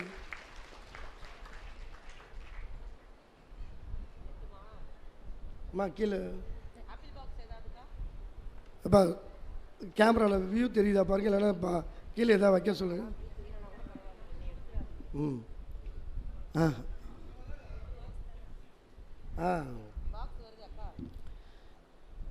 எப்படி இருந்தாலும் வேம்பு உயரமானவர் என்பதற்கு உயர்த்துவதற்கான மேஜை இது. நல்லா ஒரு தடவை கை தருங்க. எங்கள் காரைக்கால் மீனாக்கா சொல்லுது, என் உயரம்தான் வேம்பு, ஆனாலும் நல்லா பேசுங்க. இந்த உட்காந்துருக்கு பார், பல பேருக்கு தட்டச்சு கற்றுக் கொடுத்த குருநாதர்.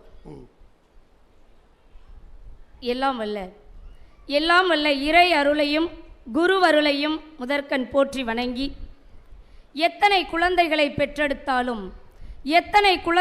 பெற்றெடுத்தாலும் இன்னும் கன்னித்தமிழாகவே வாழ்ந்து கொண்டிருக்கின்ற என் அன்னை தமிழை வணங்கி தொடங்குவதிலே பெருமை அடைகின்றேன்.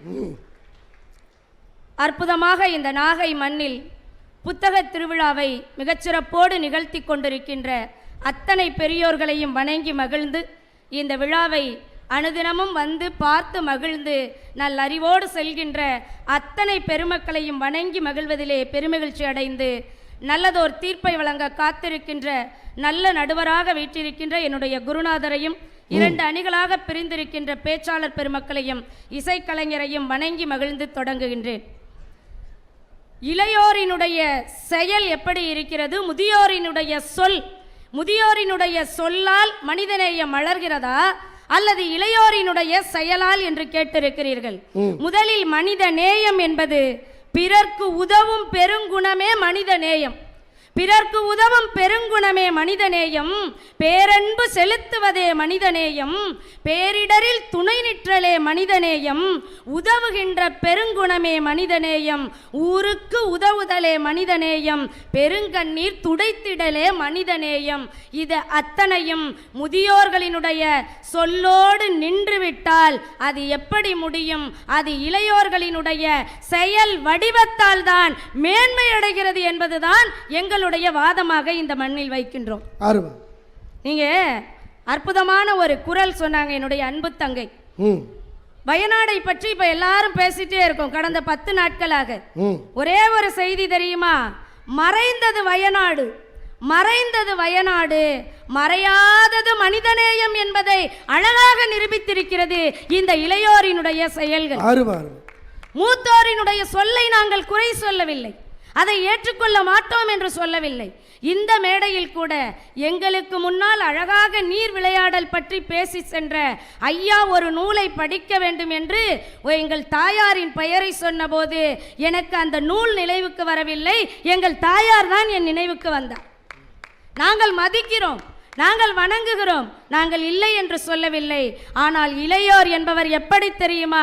மூத்தோரினுடைய சொல்லை கேட்கிற போது கூட எங்கள் ஐயன் வள்ளுவன் சொன்னதை போல எப்பொருள் யார் யார்வாய் கேட்பினும் அப்பொருள் மெய்ப்பொருள் காண்பதறிவு. இதுதான் எங்களுடைய நோக்கம்.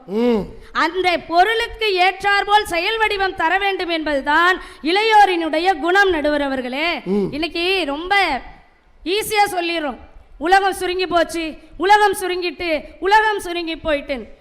விஞ்ஞானத்தால் உலகம் சுருங்கி இருக்கலாம், விஞ்ஞானத்தால் உலகம் சுருங்கி இருக்கலாம், ஆனால் மனித நேயத்தால் இளைஞர்களது மனது விசாலமாகி விட்டது என்பதுதான் சத்தியமான உண்மை. நடுவர்களே, நீங்க அற்புதமாக இன்றைய கால கவிஞன் ஒரு கவிதையை சொன்னார்.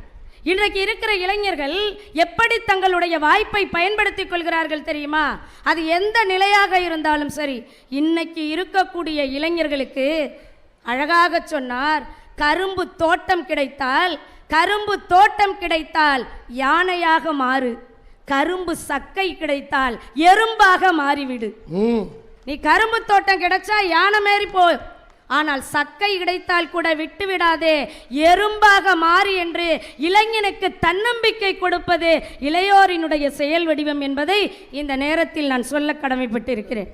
நடுவர் அவர்களே, வாய்ப்புங்கிறது இன்னும் சொல்ல போனா மனித நேயம் என்பது எப்படிங்க வரணும்?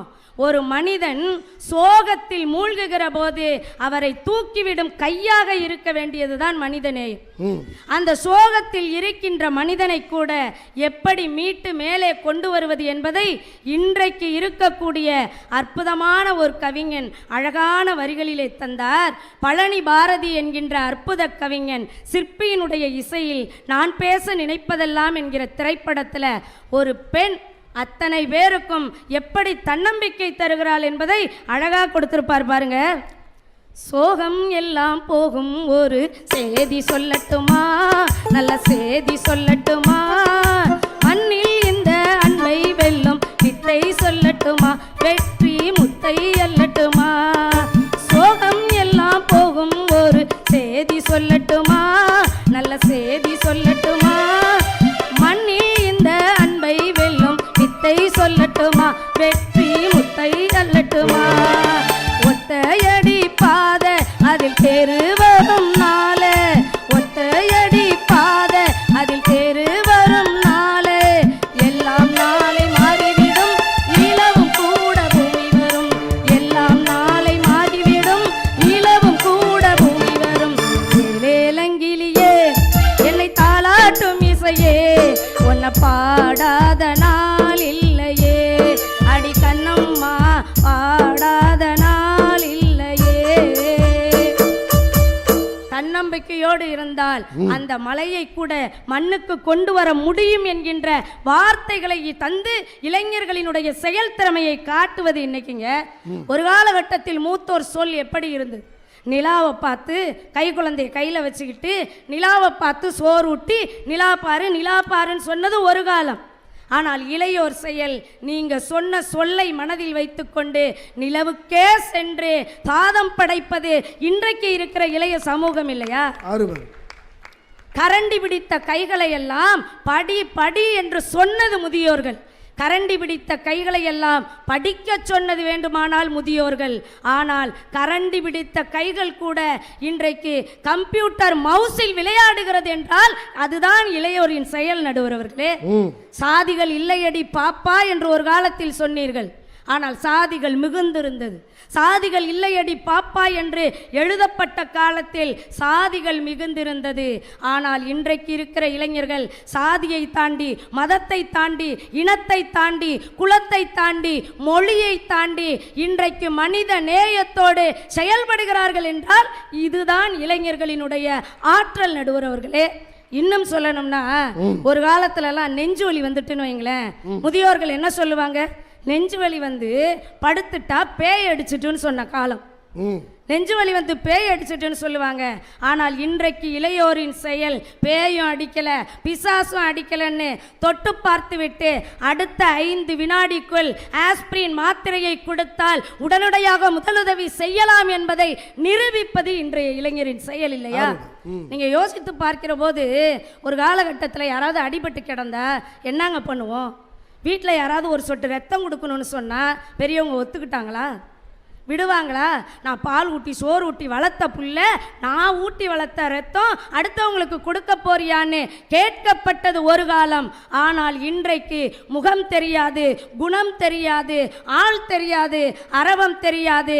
வருகின்ற ஒரே ஒரு தொலைபேசியினுடைய ஒரே ஒரு SMS-இல் 1000 உயிர்களை என் தேசத்து இளைஞன் காப்பாற்றிக் கொண்டிருக்கின்றானே, இதை விட பெரிய மகிழ்ச்சி என்னங்க? யோசித்து பாருங்கள். கண்ணப்பரை பற்றி பெரிய புராணத்தில் படிக்கிறோம். ஆனால் படித்த எத்தனை பேர் அதை செயல் வடிவம் கொடுத்தார்கள்? ஆனால் இன்றைக்கு இருக்கிற இளைஞன் தான் நாம் இறந்த பிறகு மண்ணோடு மண்ணாக மக்கி போகிற என் கண்ணை நான் இறந்த பிறகும் 1000 நூல்களை படிக்க என் கண் என்னிடமிருந்து மற்றொருவரிடம் செல்ல வேண்டும் என்று கண்தானத்தை கொடுப்பது இளையோரின் செயல் இல்லையா? அதை தாண்டி இன்னைக்கு உடல் தானமே கொடுக்கிற அளவுக்கு வந்தாச்சு. நான் இன்னும் யதார்த்தமாக சொல்கிறேன். நான் தமிழ்நாட்டில் ஈரோடு மாவட்டத்தில் மஞ்சள் மாநகரம் என்கின்ற பெருமை பெற்ற ஈரோடில் ஒரு பெண் இருந்தார். கே மனிஷா என்கிற வெறும் 22 வயது நிரம்பிய பெண் நந்தா செவிலியர் கல்லூரியினுடைய விரிவுரையாளராக பணியாற்றி கொண்டிருக்கிற பெண் செய்கிற சாதனை நீங்கள் நினைக்கலாம். சின்ன சின்ன விஷயங்கள் கூட மனித நேயத்தை காத்து கொண்டிருக்கின்றன. ஒன்றுமே இல்லைங்க, ஒரு பெண் பிள்ளை. ஆனால் கடந்த 1.5 மாதத்திற்குள்ளாக கிட்டத்தட்ட 150க்கு மேற்பட்ட பிச்சைக்காரர்களுக்கும் போதைக்கு அடிமையானவர்களுக்கும் மறுவாழ்வு தந்து அவர்கள் வாழ்வில் ஒளியேற்றி வைத்திருக்கிறாள்னா இதுதாங்க மனிதநேயம். அதை தாண்டி நம்ம சாதாரணமா சொல்லுவோம் காலில் போடுற செருப்பு யதார்த்த வாழ்க்கையில் சொல்லுவோம். ஆனால் ஒரு காலில் போட்டுக்கொள்ள செருப்பு கூட இல்லாத மனிதனின் நிலைமையை ஒரு பெண் நினைச்சு பார்க்கிறா. ஒரே ஒரு நாள் வெயிலில் நடந்து போறா. வெயிலில் போகிற போது காலில் செருப்பு இல்லாத நிலையை உணர்கிறாள். அங்கேருந்து கழிவறை போகிற போது காலில் செருப்பில்லாததை உணர்கிறாள். இந்த உலகத்தில் ஏலபாளைகள் அத்தனை பேருக்கும் நோய் எதனால் வருகிறது என்று ஆராய்கிற போது காலில் செருப்பு கூட போட்டுக்க முடியலையேன்னு நினைச்ச சியா கோடிகாய் என்கின்ற பெங்களூரை சார்ந்த பெண் கடந்த 8 மாதத்திற்குள்ளாக 4000 பேருக்கு 50 தன்னார்வலர்களை கொண்டு நாம் சாதாரணமாக நினைக்கிற செருப்பை கொடுத்து அவர்களுக்கு உதவி இருக்கிறாள்னா இதுல என்னம்மா பெரிய மகிழ்ச்சின்னு நீங்க கேட்பீங்க. இதுக்கு பின்னாடி இருக்கிற வரலாறு என்ன தெரியுமா? ஒரு காலகட்டத்தில் ஒரு சில மனிதர்கள் செருப்பு அணிந்து வருவது பாவம் என்று சொன்ன தேசம் இது. அப்படி பாவம் என்று சொன்னவர்களுக்காக கவிப்பேரரசு வைரமுத்து ஒரு வரி எழுதினார். தன்னுடைய முதல் பாடலிலேயே தன்னுடைய முதல் பிரசவத்தை மனதில் நினைத்து எழுதிய பாட்டில் இந்த உலகத்திற்கு விடிவு தருவேன் என்று சொன்னார். கேள்விகளால் வேள்விகளை வெல்வேன் என்று சொன்ன வைரமுத்து, வானம் எனக்கொரு போதி மரம், நாளும் எனக்கது சேதி தரும், உலகம் ஒரு நாள் நீதி பெறும், கேள்விகளால் வேள்விகளை நான் வெல்வேன். இது ஒரு பொன்மாலை பொழுது வானமகள் நாணுகிறார், வேறு உடை பூணுகிறார். இது ஒரு பொன்மாலை பொழுது. கேள்விகளால் வேள்விகளை வெல்வேன் என்று என் தேசத்து இளைஞன் சொன்ன வார்த்தை தான் இன்றைக்கு எல்லோரும் செருப்பணிந்து கொள்ளக்கூடிய அளவிற்கு சம உரிமையை இந்த மண்ணுக்கு பெற்று தந்தது எங்கே என்று பார்த்தால் இளைஞர்களினுடைய செயல். இப்படி சொல்லி முடிக்கிறேன் நடுவர் அவர்களே. என்னுடைய அருமை தம்பி எதிரணியில் இருந்து வந்த என் அன்பு தம்பி சொன்னார், இன்றைக்கு விவசாயங்களில் எல்லாம் இளைஞர்கள் ஈடுபடவில்லை, செயற்கை உரங்களை புகுத்தி விட்டார்கள் என்று. எந்த மண்ணில் நின்று பேசிக் கொண்டிருக்கின்றோம்? இதற்கு முன்னால் பேசிய அருமைக்குரிய ஐயா சொல்லிட்டு போனார், கடைமடை பகுதிகள் தான் நதிகளுக்கு சொந்தமான பகுதி, ஆறுக்கு உரிமை உள்ள பகுதி என்று இந்த தேசத்தில் இந்த கடைமடை பகுதியில் பிறந்த குரவப்பழத்தில் பிறந்த ஒரு இன்ஜினியரிங் பட்டதாரி பெண் தன் கணவரோடு இணைந்து இன்ஜினியரிங் வேலை செய்யவில்லை. என் பாட்டனும் என் முப்பாட்டனும் வாழ்ந்து கழித்த காலத்தில் இருந்த நெல் ரகங்களை எல்லாம் மீட்டெடுப்பேன் என்று சொல்லி கிட்டத்தட்ட 1008 மந்திரங்கள் தான் நமக்கு தெரியும். ஆனால் 1008 நெல் ரகங்களை மீண்டும் உயிர்ப்பித்து கொடுத்த குரவப்பழம் ரஞ்சனி என்கின்ற இளைய சமுதாயத்திற்கு நீங்கள் தயவு செய்து நீங்கள் நல்ல மதிப்பை தர வேண்டும் என்று சொல்லி இப்படி முடிக்கிறேன். நான் முத்துக்குமார் என்கின்ற ஒரு அழகிய கவிஞன், ஒரு அற்புத கவிஞர். அந்த நான் முத்துக்குமார் உலகத்துக்கெல்லாம் எழுதிய பாட்டு பெரியதல்ல, தன் மகளுக்கு ஒரு கடிதம் எழுதுகிறார். அந்த கடிதம் இன்றைக்கு உலகம் முழுவதும் பேசப்படுகிறது.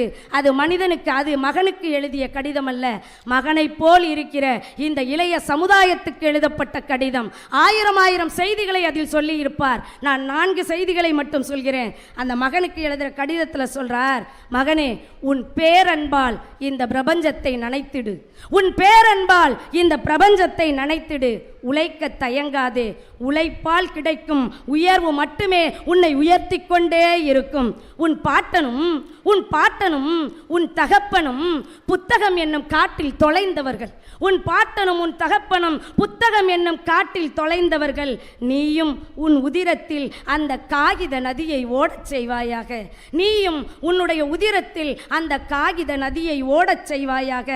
கிடைத்த வேலையை விட, இளைஞர்களுக்கு ரொம்ப முக்கியங்க, வீட்டில் பெரியவங்க சொல்கிறாங்கன்னு ஏதோ ஒரு வேலைக்கு போயிட வேண்டாம். கிடைத்த வேலையை விட உனக்கு பிடித்த வேலையை செய் என்று சொன்னார். நிறைவாக ஒன்று சொல்லுவார் பாருங்க, உறவுகளிடம் நெருங்கியும் இரு, விலகியும் இரு.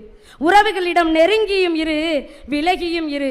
ஏனென்று கேட்டால் இந்த உலகத்தில் உறவுகளை விட உன் கடைசி வரை கை கொடுப்பது நட்பு மட்டுமே என்று சொல்லி மகனுக்கு 1000 செய்திகளை சொன்ன நான் முத்துக்குமார் அது மகனுக்கு சொன்ன செய்தி அல்ல, மகத்துவமாக இருக்கின்ற என் தேசத்து இளைஞர்களுக்கு சொன்னது என்று சொன்னால், முதியோர்களை வணங்குகின்றோம், போற்றுகின்றோம்.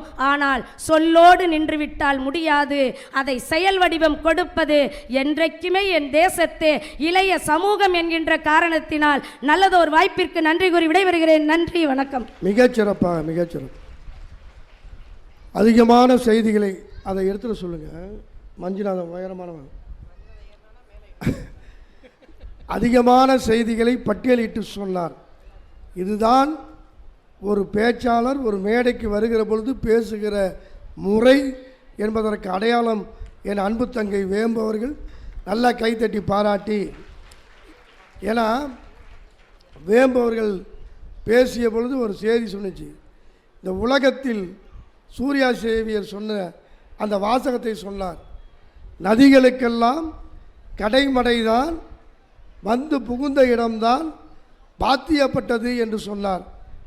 நண்பர்களே, பெரியோர்களே, இந்த நதிகளெல்லாம் புகுந்த இடம்தான் அதற்கு சொந்தமானது என்பதை ஆராய்ச்சி பண்ணி சொல்வதற்கு முன்பே எல்லா நதிக்கும் பெண்களின் பெயரை வைத்தவர்கள் தமிழர்கள். ஏன் பெண்களின் பெயரை வைத்தார்கள் தெரியுமா? பல மேடையில் பல பேர் சொல்லியிருக்கலாம். இன்றைக்கு வேம்பு சொன்ன பிறகு சொல்லுகிறேன். பொம்பளை பிள்ளைங்களுக்கு பாத்தியப்பட்ட இடம் எதுன்னா, பிறந்த இடத்தை விட எந்த இடத்தில் புகுகிறார்களோ அந்த இடம்தான் பாத்தியப்பட்டது. இதை உணர்ந்த தமிழன் தான் தமிழகத்து நதிகளுக்கெல்லாம் பொம்பளை பேர் வச்சான். என் தங்கை வேம்பு அதை பட்டியலிட்டார். நல்ல கைத்தட்டி பாராட்டி, இல்லை முதியோரின் வார்த்தைகளே என்ற அணியில் நிறைவாக பலா இருக்க நல்ல தமிழை நல்ல நேரத்திலே கண்டு ரசித்து வந்திருக்கக்கூடிய என் தாய் தமிழ் உறவுகளுக்கு எங்க தோட்டத்திலிருந்து பொறிச்சுக்கிட்டு வந்த பருத்தி பூவை காணிக்கையா போடுறது சந்தோஷமா நினைக்கிறேன். எங்க வாக்கு பொறிச்சுக்கிட்டு தான் வருவேன், நீங்க வேணா பறிக்கலாம். நீங்க கேட்கல, வாசம் கொடுக்கற பூ 1000 பூ இருக்குதடா, அதெல்லாம் விட்டு போட்டு வாசமே இல்லாத பருத்தி கொண்டு வந்து எப்பேற்பட்ட மண்ணு. நாகை மாவட்டம்னு சொன்னாலே டெல்டா மாவட்டம், சோழநாடு, சோறுடைத்துன்னு சொல்லுவாங்களே, அப்பேற்பட்ட மக்களுக்கு நீ பருத்திப்பூ வேண்டாம் போடுறேன்னு. மற்ற பூவெல்லாம் காத்தால ஊத்தா பொழுதோடு வாடி போவுங்க. பருத்தி ஒண்ணுதான் பஞ்சாயி நூலாயி உலக மக்களுடைய மானத்தை காப்பாத்துது. அப்படி மானம் காத்த மரத்தமிழர்கள் வாழக்கூடிய இந்த நாகப்பட்டினம் மண்ணுக்கு பருத்தி போடுறங்க. நடுவர் அவர்களே, நல்ல தலைப்பு, அற்புதமான தலைப்பு. ஆமா, என்ன தலைப்பு இல்லை? இன்ன வரைக்கும் 4 பேர் பேசினாங்க, அதில் 2 பேர் டேப் ரெக்கார்ட் அந்த புத்தகத்தில் படித்தது பூரா படித்து ஒப்பிச்சுட்டு போயிட்டாங்க. அவிகளுக்கு அம்பானி உழைக்கிறத பற்றி தான் கவலை, உள்ளூர் அருக்காணி உழைக்கிறத பற்றி அவங்களுக்கு எந்த கவலையும் இல்லை. அவர்கள் அப்படி செய்தார்கள், இவர்கள் இப்படி செய்தார்கள். நீங்க என்ன பண்ணீங்க? முதல்ல நீங்க பண்ற காரத்தை சொல்லுங்க. கிழவன் சொன்ன கிழவன் பேச்சு கிண்ணாரக்காரனு கேராதுன்னு சொல்லுவாங்க. என்னதான் தாத்தம்பாட்ட வீட்டில் இருக்கிற வரைக்கும் அவங்களோட மதிப்பு தெரியாது. இருக்கும்போது 10 பைசா பண்ண மாட்டானு பேரண்டியா. செத்ததுக்கு அப்புறம் கொண்டு போய் எங்க தாத்தா ஆப்பவடை 5 திம்பாரு, எங்க பாட்டி பாயாசம் குடிக்க, இருக்கும்போது போட்டியா? மதிக்கிறது இல்லை. அப்போ ஒரு புத்தகம் என்பது நாம மேலிருந்து கீழா படிக்கும் போது மனுஷனுடைய வாழ்க்கையை கீழிருந்து மேலா முன்னேற்றணும். அதுக்கு பேர் தான் புத்தகம். அப்போ நாம காசு கொடுத்து வாங்கி படிக்கக்கூடிய புத்தகத்தை விட நமக்கு உறவாக வந்து பணமே இல்லாமல் நமக்கு அறிவு புகுத்துனாங்க பார்த்தீங்களா, அந்த முதியோருடைய சொல்லுத்தான் இந்த மனித நேயத்தை உருவாக்குற காரணமா இருக்கு. நடுவர் அவர்களே, நான் கேட்குறேன், இவங்க சொல்றாங்க நாங்கள் அவங்க அப்படி சாதிச்சாங்க, இவங்க இப்படி சாதிச்சாங்க. மாமியால முதல் மருமகளை மதிக்கிறலையா? இந்த காலத்தில் சொல்லு, நீ வளசு புள்ள வாக்கப்பட்டு 25 வருஷம் பெத்து வளர்த்தி ஆளு பண்ணி காப்பாற்றி வச்சிருக்கிறாள் அந்த கிழவி, முதல் அவளுக்கு மதிப்பு கொடுக்குறிய நீ? முதல்ல வீட்டுக்குள்ள காலடி எடுத்து வச்ச 2 கண்டிஷன்: இழுத்தரைக்கு அம்மி இருக்கப்படாது, புருஷனுக்கு மம்மி இருக்கப்படாது. நடுவர் அவர்களே, இன்றைக்கு தனி கொடுத்தன கலாச்சாரம் வர்றதுக்கு காரணம் யாருங்க? எந்த வயசானவங்களாவது நீ போய் தனியா இருந்துக்கன்னு விட்டாளா? எங்க அப்பத்தால 14 புள்ள பெத்தாளுங்க. எத்தனை புள்ள? 14 புள்ளங்க. அதான் வேலையா இருந்திருக்காங்களோ? நான் கேட்டேங்க தாத்தன் கிட்ட, ஏன் தாத்தா உனக்கு 14 புள்ளைன்னு? உங்க பெரிய தாத்தனுக்கு 13 புள்ளடா, அவனை தாண்டி காட்டோங்கிற வைராக்கியத்திலே 14 பெத்தானுங்க.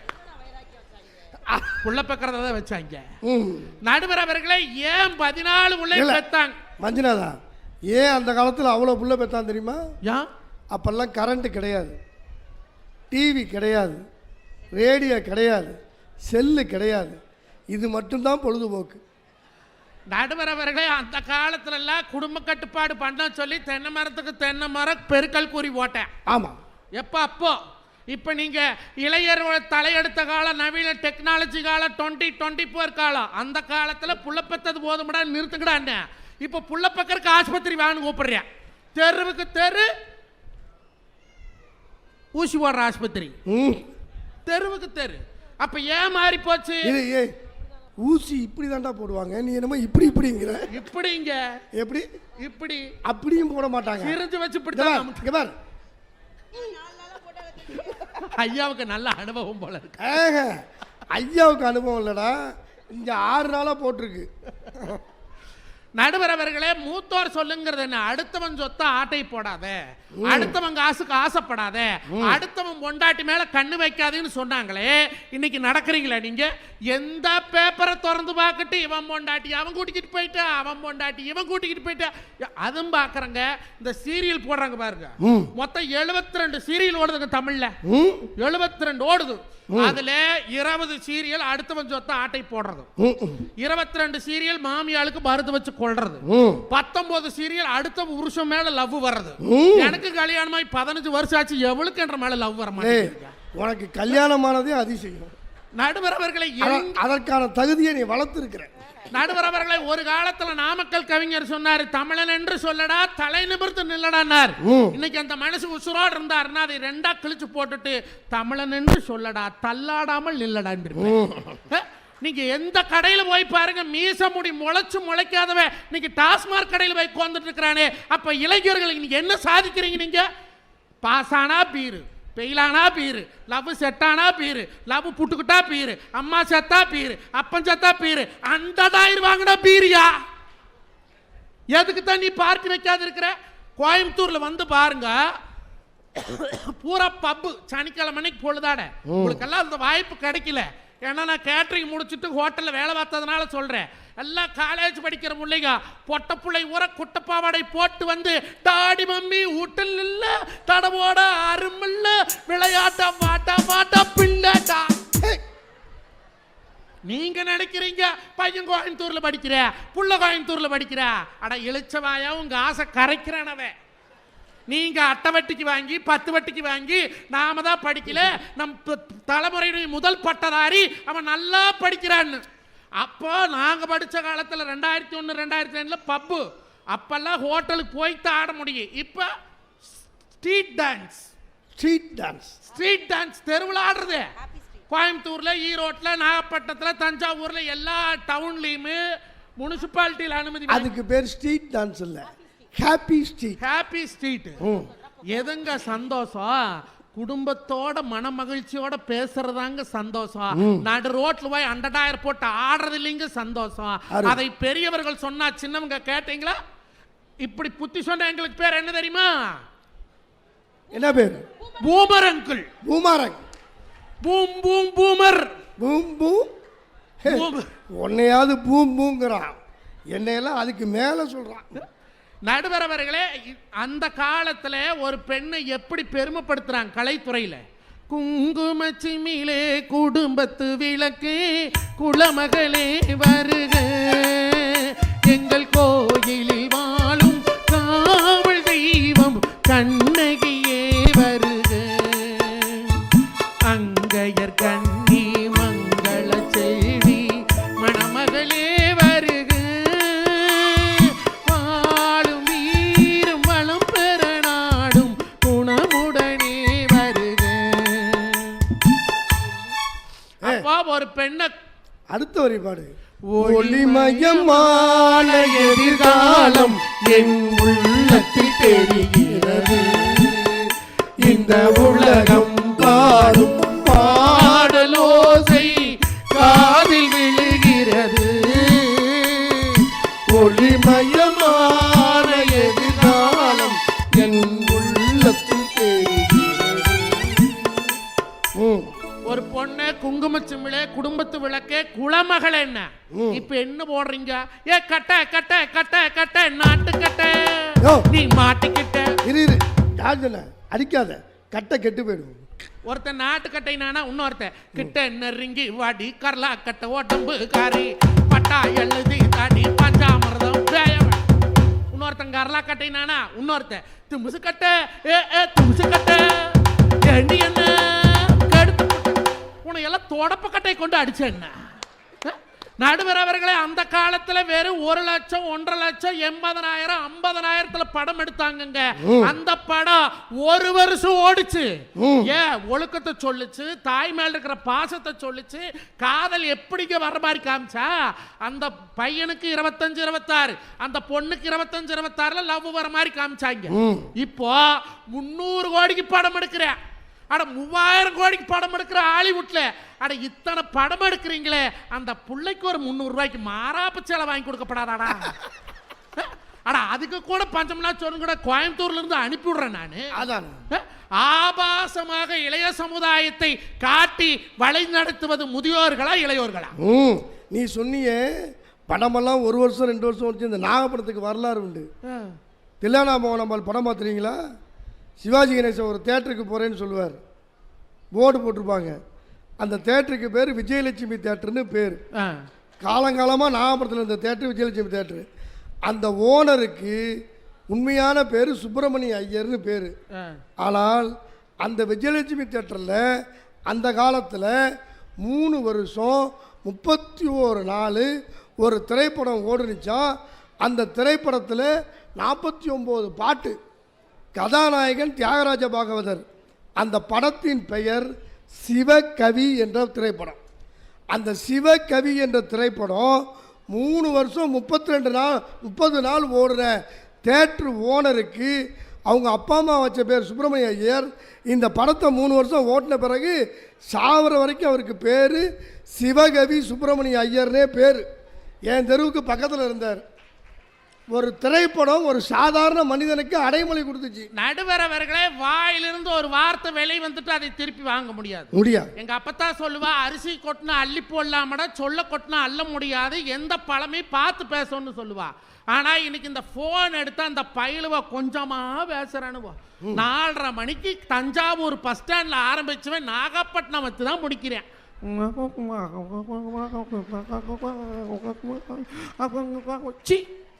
அந்த இடையில சீச்சின்னு மட்டும்தான் வருது. இதனால பையன் பேசுறதுனால கொஞ்சம் புரியுது. இந்த பொட்ட பிள்ளை பேசுறது புரியுதா?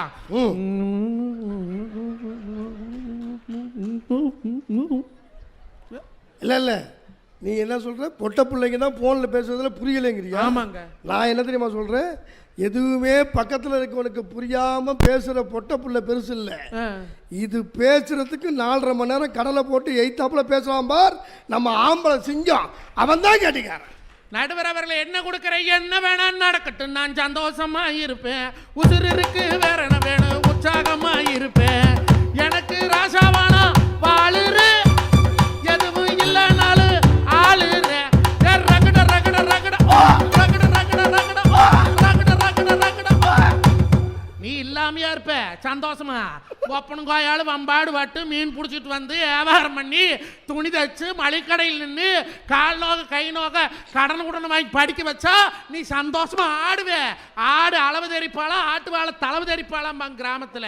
நடுவர் அவர்களே, முதல்ல மாமனார் வீட்டுக்குள்ள வந்தா அந்த காலத்துல மருமவன் முந்தானி எடுத்து இப்படி போத்திக்கிடுவாளாம். யார் யாரு? ஒன்ஸ் அப்பான டைம்ல ஆகலாங்க. யார் உள்ளார வந்தா? மாமனார் உள்ள வந்தா மருமவ புள்ள எடுத்து இப்படி முந்தானி போத்திக்கிருமா. ஏன் அந்த சிங்கமா புளியா கடிச்சாதுன்னு போடுவேன். குடும்பத்துல மூத்தவங்க வாராங்கன்னு மரியாதை கொடுத்து வாழ்ந்தாங்க அந்த காலத்துல. ஆனா இப்ப மாமனார் உள்ள வர்றார், மருமக டிவியில உட்காந்துக்கிட்டு சேனல். இந்த அம்மா இவரு யார் பெரியவரு உள்ள வந்துட்டாரு. அந்த அம்மா திரும்பிய வாக்கல, மறுபடியும் ஒரு தடவை நாயுடு கூட மதிக்கல. சரி நாமளே தண்ணி, நம்மளுக்கு கிடைச்ச மரியாதை அவ்வளவுதே, தண்ணி குடிக்கலாம் சமையல் வீட்டுக்கு போறாரு. மருமவ கேட்குறான், ஏனுங்க மாமாவு ஏமணி தண்ணி குடிக்கவா போறீங்க? அங்கன்னு வரும்போது எனக்கும் ஒரு செம்பு கொண்டு வாங்க. இதுக்கு பேசுறதுக்கு 3 பெண்கள் வந்திருக்கிறீங்களே, வரலாமா? நடுவர்களே, இதே மாதிரி மாமனார் கதாபாத்திரத்தில் நடிச்சு அவார்டு வாங்கின ஒரு நடிகர் நம்ம அண்ணன் சுந்தரராஜன். ஆமா, சிறகடிக்க ஆசையில். ஆமா ஆமா. வர செப்டம்பர் மாதம் 13ஆம் தேதி நம்ம அக்கரைப்பேட்டை கோயில் கும்பாபிஷேகத்துக்கு அவரு தான் நடுவராக வரார். அப்ப இந்த செய்தியை நீ சொல்லு, அந்த நிகழ்ச்சிக்கு நீயும் வர. கண்டிப்பா நீயும் வர. ஆமா ஆமா.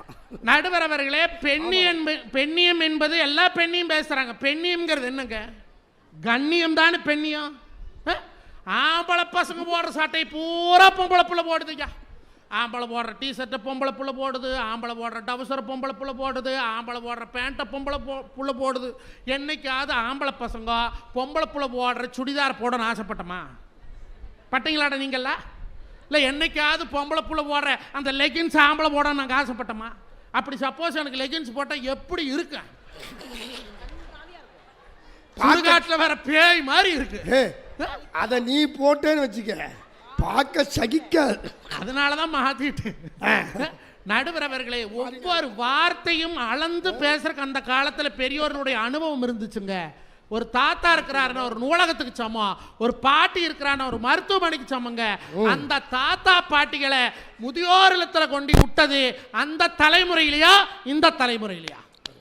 4 பசங்களை பெற்று 4 பேர்த்துக்கு சோறு போட்டாளுங்க அந்த கிழவி.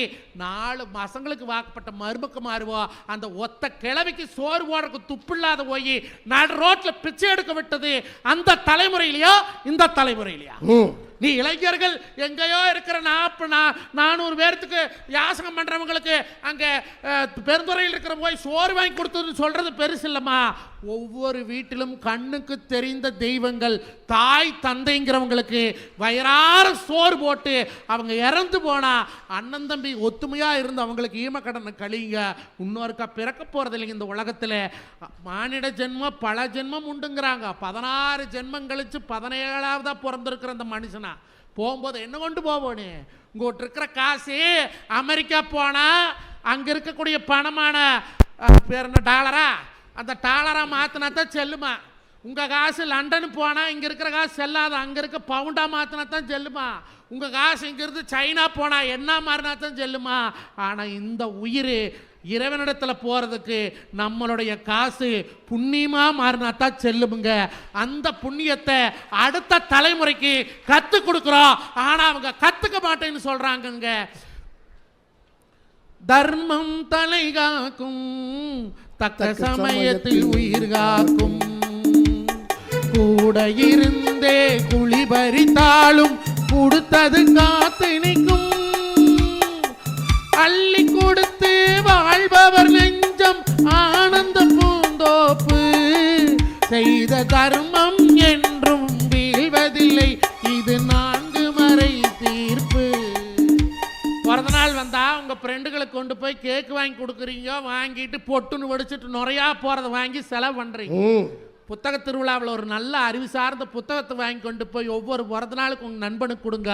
அவன் உலகத்திலே மிகச்சிறந்த அறிஞனாவான் என்று சொல்லி உலகத்தினுடைய அதிசயங்கள் 7 அல்ல 8ன்னு சொன்னார் நம்மாழ்வார். எதுன்னு கேட்டபோது உலகத்தினுடைய 8வது அதிசயம் இந்த மண்ணுடா.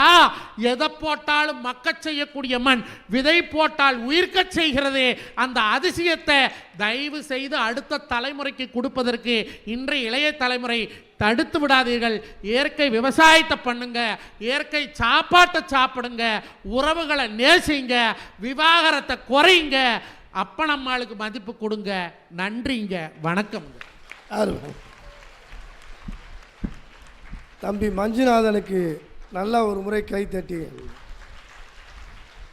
கடைசியாக விவசாயத்தில் கொண்டு வந்து முடிச்சிட்டோம். நான் முதலாக எங்கள் ராஜ் தொலைக்காட்சியில் அகட விகடம் நிகழ்ச்சியில்தான் மஞ்சுநாதனுடைய முகம் தொலைக்காட்சியில் தெரிந்தது. அந்த நிகழ்ச்சியில் தொடங்கினது 15 வருஷமாக விவசாயத்தை பேசாமல் தம்பி மேடை விட்டு இறங்க மாட்டான். அந்த விவசாயம் பேசுறதுக்காக அவனுக்கு கைத்தட்டி. எது எப்படி இருந்தாலும் எங்கள் ஆளுங்க நாகப்பட்டினம் வந்து எப்பயும் தெளிவான ஊர்.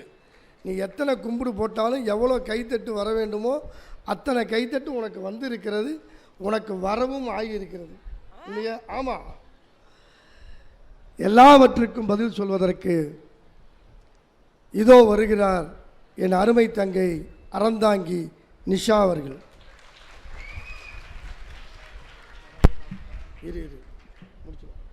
நிஷாவுக்கு இன்னைக்கு பெரிய பெருமை என்னன்னா, புத்தக திருவிழாவுக்கு வர்றதுக்காக வந்திருக்கிற பெண்களுக்கு சொல்கிறேன்,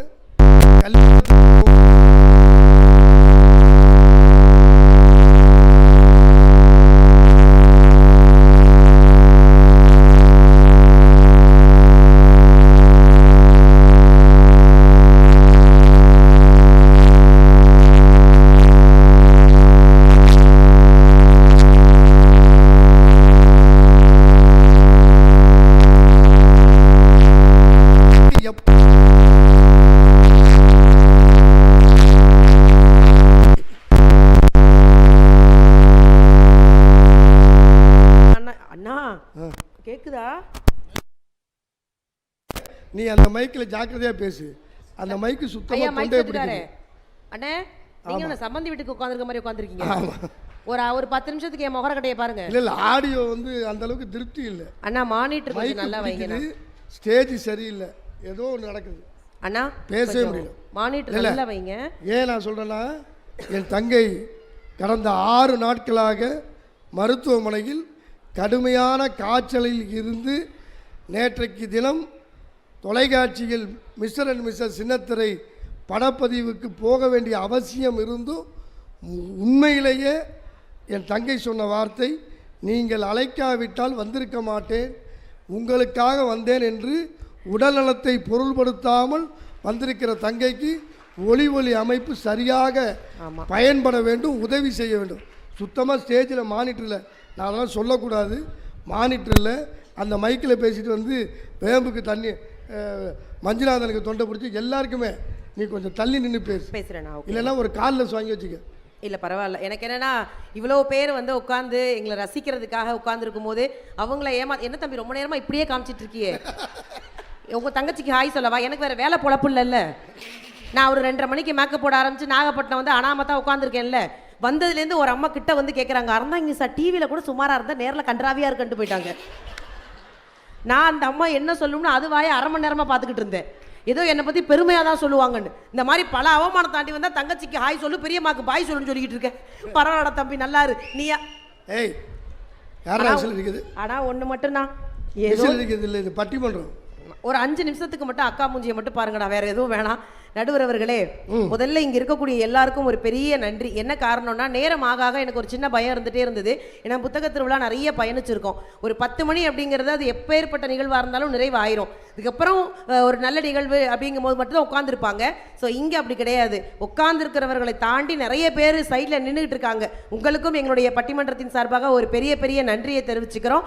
புத்தக திருவிழா அதுவும் நாகப்பட்டினத்தில் ரொம்ப சிறப்பாக நிறைய நாட்கள் நடக்குது. அதில் எங்களுடைய பட்டிமன்றத்துக்கு ஒரு பெரிய நன்றி. நடுவர் அவர்களே, இவ்வளவு நேரம் வந்து மஞ்சுநாதன் பேசினார்ல, அதில் 2 கிலோ வெத்தலையை தின்னுட்டு வந்து பேசினான். எனக்கு அவன் மஞ்சுநாதனா இல்லை மாடானே பல நாள் சந்தேகமாக இருக்கும். மொச்சுக்கும் மொச்சுக்கும் மொச்சுக்குன்னு மேடை நாகரிகமே இல்லாமல் தின்னுட்டு வந்து பேசினல்ல, ஒரு வார்த்தையாவது எங்கள் அண்ணன் உங்களை பற்றி பேசினாரானே? ஆமாம்மா, அது கூட பரவாயில்ல. நடுவில் ஒன்று அது எதுக்கு சேர்ல உட்காந்துருக்கு? அது காத்துலே பறந்து வந்து பேசிட்டு காத்துலே போகலாம். கிருஷ்ணசாமி அண்ணன் அவர் அங்கேருந்து வந்து, லதா தலைப்பு லதாவுக்கு இல்லையே. அடுத்த வரி சொல்றான், இது தாஜ்மஹால் இல்லையா? எனக்கு மட்டும் ஆண்டவன் பறக்கும் சக்தியை கொடுத்திருந்தால் அப்பவே விட்டுட்டு ஓடி இருப்ப. ஏதாவது தலைப்புக்கும் லதா லதாவுக்கு ஒரு 5 நிமிஷம் பாடினியே, உனக்கு பேமெண்ட் கொடுத்த நடுவருக்கு ஏதாவது 2 வார்த்தை பாடினியா? முதல்ல உட்கார்ந்துருக்கிற தம்பி அவன் என்ன பேசினான்னு எனக்கு மறந்து வச்சு கன்றாவி. யாராவது ஒரு வார்த்தை உங்களை வர்ணிச்சாங்களாண்ணே? இல்லம்மா. பட் நான் அப்படி கிடையாது. அப்புறம் நேத்து அப்பலோல இருந்தா கூட பரவாயில்ல, உங்களுக்காக 2 வரினே. எங்க அப்பலோல இருந்து இல்லண்ணே, இங்கேருந்து தான். சரி, உங்களுக்காக ஒரு 4 வரி பாடுமா. பார்ப்பதற்கு பொன்வண்டாய். எப்படி? பார்ப்பதற்கு பொன்வண்டாய், பழகுவதற்கு கற்கண்டாய், எங்கள் அணிக்கு பூச்செண்டாய், எதிர் அணிக்கு அணு உண்டாய், மொத்தத்தில் மரமண்டாய் அமர்ந்திருக்கக்கூடிய நடுவர் அவர்களே, மஞ்சுநாதன் தான் அந்த உலகத்திலே மிகப்பெரிய பேச்சாளர். நீங்கல்ல, அதுக்கு தான் நான் சொல்றது கேளு. நீ பெரிய நீ சொன்ன வார்த்தைக்கு அர்த்தம் உண்டு.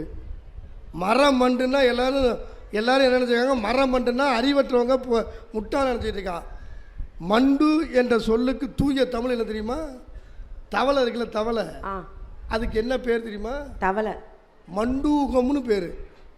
சொல்லவே இல்லை அந்த தவளை. இதெல்லாம் தமிழ் படிச்சா தெரியும். அப்ப நான் MBA ஸ்டூடெண்ட். ஆமா, நீ ஒரு MBA ஸ்டூடெண்ட். இனிமே நான் தவளையை போய் பார்த்து மண்டூகம் நல்லா இருக்கியா? அம்மா இதை மட்டும் கேட்டுக்கம்மா. மண்டூகம் என்றால் தவளைன்னு அர்த்தம். மரம் மண்டு என்றால் மரத்தின் வேருக்கு மண்டுன்னா தண்ணிக்குள்ளார இருக்கிறது தவளை. மரத்தின் கீழே இருக்கிற வேரின் நீர் என்று பொருள் மரம் மண்டு என்று சொன்னால் அறந்தாங்கி நிஷா சொல்லுகிறார், இந்த பட்டிமன்றத்தின் மரத்தின் நீர் நான் தான் என்று சொல்லியிருக்கார். நல்லா கைத்தட்டி பாராட்டு. இப்படி தெரிஞ்சுதா நானே அந்த மரம் மண்டுன்னு என்னையே சொல்லியிருப்பேங்க. நடுவர் அவர்களே, நல்ல தலைப்பு கொடுத்துருக்கீங்க. இதில் என்ன எனக்கு பெரிய கஷ்டம்னா, மனிதநேயம் மலர்வது மூத்தோர்களுடைய வார்த்தையிலா இளையோர்களுடைய செயலில் உங்களுக்கு ஏதாவது இதில் சந்தேகம் இருக்காங்கய்யா? உட்காந்துருக்க ரசிகர்களுக்கு நல்லா புரியுது இல்லை? இதில் மஞ்சுநாதனுக்கு என்ன பிரச்சனை? இதில் எங்கேயா மாமியார் மாமனார் வந்தாங்க? அது மூத்தோர். இதில் ஸ்ட்ரீட் டான்ஸ் உன்னால ஆட முடியலன்னா பேசாமல் உட்காரு. இதில் ஏன் ஸ்ட்ரீட் டான்ஸ் ஆடுறீங்க? ஏன் பொம்பளை பிள்ளைங்க அப்படி ட்ரெஸ் போடுறீங்க? இப்படி நான் திரும்ப ஒரு விஷயத்த சொல்றேன். இந்த மேடை ஏறி வந்து பெண்கள் நீங்க அப்படி இருங்க இப்படி இருங்கன்னு சொல்றதுக்கு யாருக்கும் உரிமை கிடையாது. பெண்கள் நாங்கள் எப்படி வேண்டுமானாலும் இருப்போம். எங்களை பொறுத்த வரைக்கும் என்ன தெரியுமா, அடுத்தவர்களுடைய பார்வை எங்கள் மீது தவறாக விழுந்து விடக் கூடாது என்ற அந்த விஷயத்துல ரொம்ப கரெக்டா இருப்போம். மற்றபடி நாங்க இந்த ட்ரெஸ் போடக்கூடாது, இந்த சாப்பாடு சாப்பிடக்கூடாது, அந்த சாப்பாடு சாப்பிடக்கூடாது, இந்த மாதிரி வார்த்தையெல்லாம் மஞ்சு நீ சொல்லாத. முதல்ல அதை இவன் சொல்லலாமா? ஏன்னா அவனே 10 காசு யாருக்கும் கொடுக்க மாட்டான். நம்ப மாட்டீங்க சார், போன வாரம் பஸ் ஸ்டாண்ட்ல 10 ரூபா டீக்கு ஏன்ட்ட வந்து காசு வாங்கிட்டு போறான் சார். எத்தனை ரூபா டீக்கு? 10 ரூபா சார். இதுல மனிதநேயம் மலர்வது மூத்தோர் செயல். நீ போய் ஆனா எனக்கு மஞ்சுநாதனை ரொம்ப பிடிக்கும்ண்ணே. நல்ல மனசுக்காரன். எப்படி? ஒரு மாசத்துக்கு முன்னாடி மஞ்சுக்கு ஃபோன் பண்ணேன், மனசு சரியில்லை மஞ்சுன்னே. அப்படியாண்ணா? நான் திரும்ப மஞ்சுட்ட கேட்டேன், உனக்கு மனசு சரியில்லைன்னா நீ என்ன மஞ்சு பண்ணுவேன்னே. நான் கோயிலுக்கு போவேன் நிஷான்னு சொன்னான். ஆஹா, பெரிய பக்திமானா இருப்பான் போல இருக்குன்னு நினச்சிட்டு கோயிலில் போய் என்னடா பண்ணுவேன்னு கேட்டேன். வாசல்ல உட்காந்துக்க வேண்டாம். ஓ பிச்சை கிச்சை எடுப்பியாடான்னு. இல்லை, வாசல்ல உட்காந்துருப்பேன். போற வர எல்லாரும் செருப்பை கழட்டி போட்டு உள்ள போவாங்கல்ல, எல்லா செருப்பையும் லெஃப்ட் ஒன்று ரைட்டு ஒன்று போட்டு நிம்மதியாக உட்காந்துருவேன். உள்ள போயிட்டு வெளில வர்றவங்க செருப்பை தேடி ஒரு மன உளைச்சல் ஆளாவாங்கல்ல, அதை பார்த்து நான் சந்தோஷப்படுவேன்னா. இப்பேற்பட்ட ஆளெல்லாம் கூட்டிட்டு வந்து நீங்க பட்டிமன்றம் பேசிக்கிட்டு இருக்கீங்க. இதுல அங்கேருந்து வந்து மாமியாரை மதிக்கிறீங்களா? மாமனார் ஒரு காலத்துல வந்தா மருமக எல்லாம் உள்ள போயிட்டாங்க, இப்ப உள்ள போறீங்களா? நான் தெரியாம கேக்குறேன். நாங்க இருக்கும்போது ஏன் சார் நீங்க உள்ள வர்றீங்க? அப்படி கொள்ள பக்கம் கிள்ள பக்கம் சுத்தி போக வேண்டியதானே. நாங்களே அப்பதான் ஒரு 6 மணி 6:30 மணிக்கு சீரியல் பார்க்க உட்காருவோம். ஆனா இங்க நிறைய பெண்கள் வந்திருக்கீங்க, ஒரு பெரிய சந்தோஷம். பெண்கள்லாம் இப்ப நிறைய நிகழ்வுக்கு வர ஆரம்பிச்சிட்டீங்க. எங்களை பொறுத்த வரைக்கும் அது எங்களை மாதிரி பெண்களுக்கெல்லாம் எப்பேற்பட்ட கணவர் வேணும்னு ஆசை தெரியுமா? எப்படி? பாண்டியன் ஸ்டோர்ல வர்ற மூர்த்தி மாமா மாதிரி இருக்கணும்னு ஆசை. வர்றதெல்லாம் பாக்கியலட்சுமி கோபியா வருது, வச்சு மேய்க்க முடியலங்க. இல்ல வர்றதெல்லாம் பாக்கியலட்சுமி கோபியா வர்றது பிரச்சனை இல்லை. ஆனா நீ எல்லாம் ராதிகாவா மாறி அவனை காலி பண்ணிடணும். அப்படிலாம் இல்லைங்க, நான் அந்த மாதிரிலாம் கிடையாது. நடுவர் அவர்களே, எங்க வீட்டுக்காரெல்லாம் ஒரு 15 நாளைக்கு முன்னாடி சரியாவே தூங்க மாட்டேங்கிறாருக்கா. டெய்லி ராத்திரி 1 மணிக்கெல்லாம் எந்திரிச்சு போய் குடி மாதிரி உட்காந்துக்கிறாரு. எனக்கு பயம். மேடையில தான் சார் அப்படி பேசுவேன் என் புருஷனை, ஆனா மனசால குழந்தை மாதிரி பாத்துக்கிறேன். திடீர்னு அப்படிதானே சொல்லுவேன். 15 நாளா தூங்கலையே, ஏதாவது ஆயிருச்சோன்னு விறுவிறு கூட்டிட்டு போய் டாக்டர்கிட்ட விட்டேன். டாக்டர் 15 நாளா தூங்கல, வரக்கூடாத வியாதி ஏதாவது வந்துருச்சா டாக்டர்? ஃபுல்லா செக் பண்ணிட்டு ஏதாவது சொல்லுங்க டாக்டர்னு. அவர் என்கிட்ட வந்து சொன்னாரு, வீட்டுக்கு யாராவது வந்திருக்காங்களான்னு கேட்டார். என் தங்கச்சின்னு, அவளை அனுப்பு, அவன் தூங்கிடுவான். வில்லங்கத்தை வீட்டுக்குள்ளே வச்சிருக்கேன். நிஷா ஒன்று மட்டும் சொல்கிறேன் கேளு. சொல்லுங்கண்ணே. நீங்கள் இப்போ மஞ்சுளா சொன்ன மாதிரி கல்யாணம் பண்ணிட்டு வரப்போ நீங்கள் எல்லாத்தையும் விட்டுட்டு வந்துட்டேன் நீங்கள். ஆனால் ஆம்பளைங்க நாங்கள் அப்படி இல்லை. நீங்கள் விட்டுட்டு வந்ததை எல்லாம் சேர்த்து வைக்கணுங்கிறதுக்காக உங்கள் மேலே வைக்கிற அன்பை விட உங்கள் தங்கச்சி மேலே கூடுதலாக வச்சிருவோம். எப்படியோ வாழ்ந்துட்டு போங்க, என்கிட்ட தொலைங்க. என்கிட்ட ஏங்க வாழ்க்கையில இதெல்லாம் ஒரு பிரச்சனையாங்க. வீட்டில் பொண்டாட்டி சரியில்லை, மாமனார் சரியில்லை, மாமியார் சரியில்லை, இதுக்காக இளையோருடைய மொத்த இதுல வேற என் தம்பிங்கள் அங்கேருந்து செல்போன் பேசிக்கிட்டே வர்றானுங்க. நான் தெரியாம கேட்குறேன், அவன் தான் 4.5 மணி நேரம் செல்லு பேசுறான்ல, நீ ஒரு வயசானவன் தானே, எதுக்கு அதை விட்டு கேட்ட?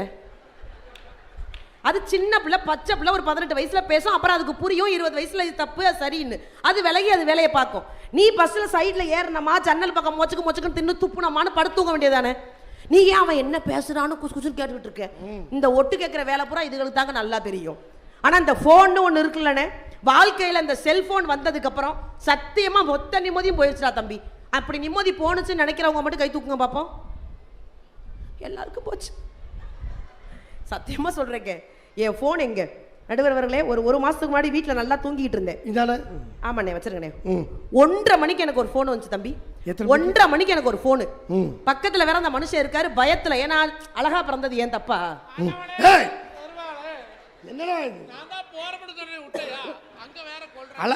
அந்த வார்த்தையை திருப்பி சொல்லு. அழகா பிறந்தது ஏன் தப்பா? நீ எல்லாம் பிறந்ததே தப்பு. ராத்திரி 1:30 மணிக்கு எனக்கு ஒரு போனுங்க. நான் அப்படியே கையெல்லாம் நடுங்கி அந்த போனை எடுத்து காதுல வச்சு ஹலோன்னு, ஆப்போசிட்ல ஒருத்தன் சாரி சார்னு வச்சுட்டான். சரி இருங்க, முழுசா அவமானப்பட்டதுக்கு அப்புறம் சிரிக்கலாம். நான் திரும்ப என்ன நம்மள ஆம்பளைன்னு நினைச்சுட்டானே, நம்ம பெண்ணாச்சே, இதை நம்ம கன்ஃபார்ம் பண்ணணுமே. திரும்ப நான் 1:30 மணிக்கு நான் ஒரு லூசு பாருங்க, திரும்ப அந்த ஆளுக்கு போன் அடிச்சேன். திரும்ப போன் எடுத்து நான் ஹலோங்கிறேன், திரும்பி அவன் சாரி சார்னு வச்சுட்டான்க்கா. எனக்கு உச்சக்கட்ட அவமானம் ஆயிருச்சு. எப்படியாவது நம்ம லேடிஸ்ங்கிறத கன்ஃபார்ம் பண்ணணும்னு திரும்ப ஃபோன் பண்ணி அவன் பேசுறதுக்கு முன்னாடி நான் பேசினேன். யோ என்ன 1:30 மணிக்கு ஃபோன் பண்ணி சும்மா சாரி சாருங்கிற, செம்ம கோவம் வருது எனக்குன்னு. அவன் ரொம்ப கூலா சொன்னான், சாரி சார், இந்த மாதிரி ராத்திரி யாருக்காவது ஃபோன் பண்ணுவோம் சார். அவன் கடைசி வரைக்கும் சாரில் தான் இருந்தான். யாராவது ஒரு லேடிஸ் எடுத்து பேசுவாங்க, பாருங்க சார் இன்னைக்கு நீங்க எடுத்துட்டீங்கன்னு வச்சுட்டான். 1:30 மணிக்கு உருண்டு அழுகுறேங்க வீட்டுக்குள்ள. பக்கத்துல அந்த மூதேவி அப்பதான் முழிச்சு பாக்குது. ரியாஸ் ஆமாங்க ஹஸ்பண்ட். 1:30 மணிக்கு ஏன் அப்படி அழுகுறேன்னாரு. எவனா ஒருத்தன் ஃபோன் பண்ணி என்னைய ஆம்பளை நினைச்சு பேசிக்கிட்டு இருக்கான். அழுகாம படுத்தங்கம், ஆறுதல் சொல்ல போறாருன்னு நினைச்சேன். அழுகாம படு, 13 வருஷமா உன்னை ஆம்பளை நினைச்சுதான் வாழ்ந்துகிட்டு இருக்கேன், பேசாம படுனாரு. அந்த தியாகிக்கு ஒரு நல்லா கை தட்டுங்க. அந்த தியாகிக்கெல்லாம் தேவையில்லை. ஏங்க வாழ்க்கையில ஏகப்பட்ட கஷ்டங்களும் இருக்கு. அதெல்லாம் தாண்டி நீங்க எல்லாருமே, எது குறிப்பா நீங்க இன்னைக்கு இருக்கக்கூடிய பசங்களை அவ்வளவு அசால்ட்டா எதுவும் சொல்லிட முடியாது. இன்னைக்கு இருக்கக்கூடிய அதுவும் குறிப்பா சின்ன பசங்க இருக்காங்கல்ல, எனக்கெல்லாம் ஒரு பையன் இருக்காங்க. இந்த பேரண்ட்ஸ் மீட்டிங்னு நடக்கும், இதெல்லாம் யாரும் அட்டன் பண்ணியிருக்கா ஸ்கூல்ல? பேரண்ட்ஸ் மீட்டிங்ல போய் நிக்கிற மாதிரி ஒரு அவமானம் அந்த உலகத்துல எதுவும் இல்ல. நல்லா படிச்ச பிள்ளைனா தப்பிச்சிடலாம். நான் பத்திருக்கேன் பாரு, அடே அப்பா அப்படியே என்ன மாதிரியே இருக்கு, எல்லாத்துலயும் ஜஸ்ட் பாஸ் தான். தெரியுதாடா தம்பி, வேர்த்து கொட்டிருச்சேடா. ஃபேனை ஆஃப் பண்ணிட்டாங்க ஸ்டேஜில். இந்த பேரண்ட்ஸ் மீட்டிங் நடக்கும். இங்க நிறைய பெரியவங்க இருக்கீங்க சார். எனக்கு தெரிஞ்சு நீங்க படிக்கும் போது அதுக்கப்புறம் நான் பெரியவங்கன்னா என்னையும் சேர்த்துடக்கூடாது. எனக்கு இப்பதான் வயசு 19. ஆமாம் பிறந்து நாங்க ஸ்கூல் படிக்கும் போது இருந்த அந்த மரியாதை இருக்குல்ல, அதெல்லாம் இன்னைக்கு நான் என் பையன்ட்ட அடிக்கடி சொல்லுவேன், நீ ஒரு அன்லக்கி ஃபெல்லோடான்பேன். என் பொண்ணுட்டே சொல்லுவேன், நீ ஒரு அன்லக்கின்னு சொல்லுவேன். அதுக்கு என்ன காரணம் தெரியுமா? பள்ளிகளில் கடுமையான ஆசிரியர்கள் இருந்தா கூட முழுசா சந்தோஷமா அனுபவிச்சது பள்ளியில நம்ம மட்டும்தாங்க. அதுல எந்த மாற்று கருத்தும் கிடையாது. அதுவும் அந்த ஸ்கூல்ல நம்மளெல்லாம் காரணமே இல்லாம அடிப்பாங்க. ஏன் அடிக்கிறாங்கன்னு நமக்கே தெரியாது. என்னையெல்லாம் எங்க அப்பா கொண்டு போய் ஸ்கூல்ல சேர்த்தாரு. நான் நல்லா படிக்கணும்னு ஆசைப்பட்டாரு. அது நடக்கவே இல்லை கடைசி வரைக்கும். எங்க அப்பாலாம் ஒரு கறிக்கடைக்காரு. அம்மா அவர் பல விஷயத்தை யோசிச்சாரு.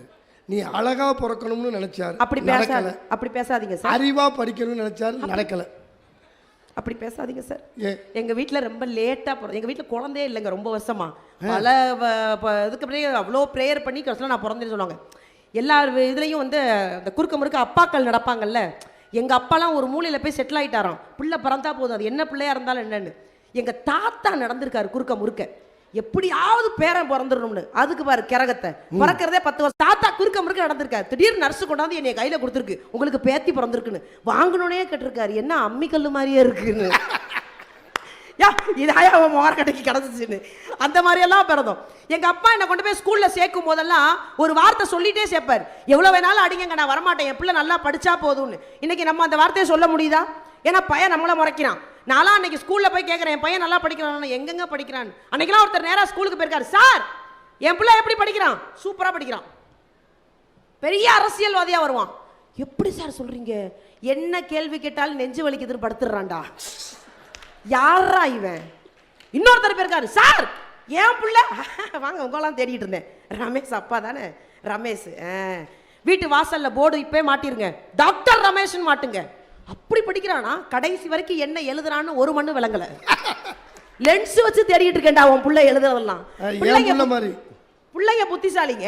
நீங்க என்ன பேசினாலும் பிள்ளைங்கள்ட்ட ரொம்ப உன்னிப்பா பாருங்களேன், அதை அப்படியே கவனிப்பான். ஒரு அம்மாலாம் பிள்ளைய கல்யாணத்துக்கு கூட்டிட்டு போயிருக்காங்க.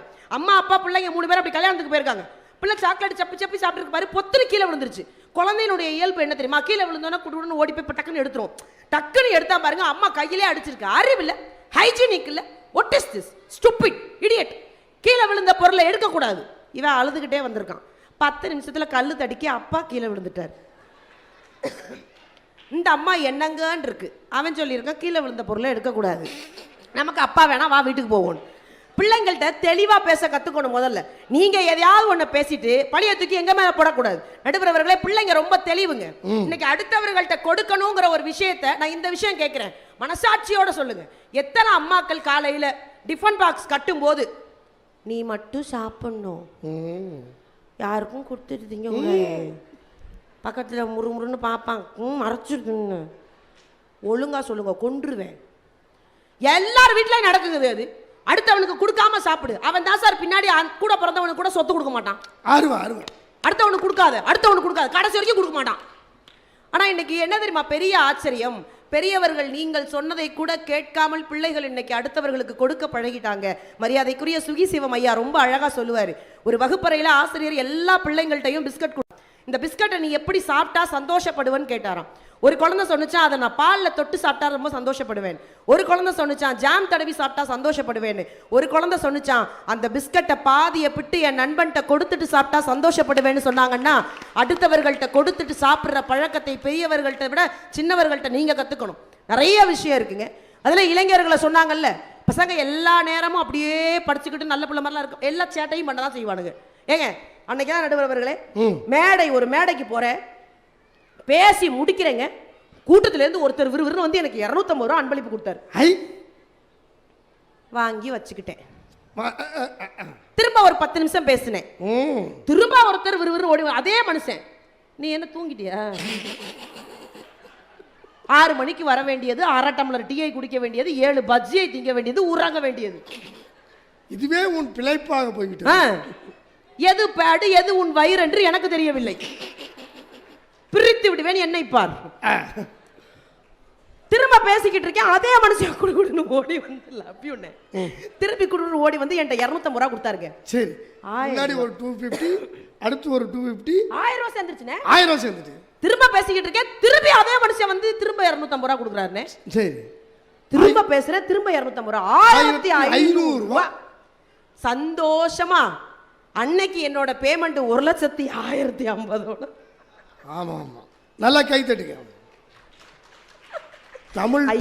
தமிழ் பெண் பேச்சாளர்கள்லேயே 6 இலக்கத்தில் சம்பளம் வாங்குற ஒரே பெண் பேச்சாளர் என் தங்கை நிஷா தான். ஐயா பொய் யூடியூப் வேற, இவங்க வேற சும்மா கிடக்காம அறந்தாங்கி நிஷா கட்டிய பங்களா. நான் கட்டினது ஒரு ரூமு ஒரு கிச்சனு.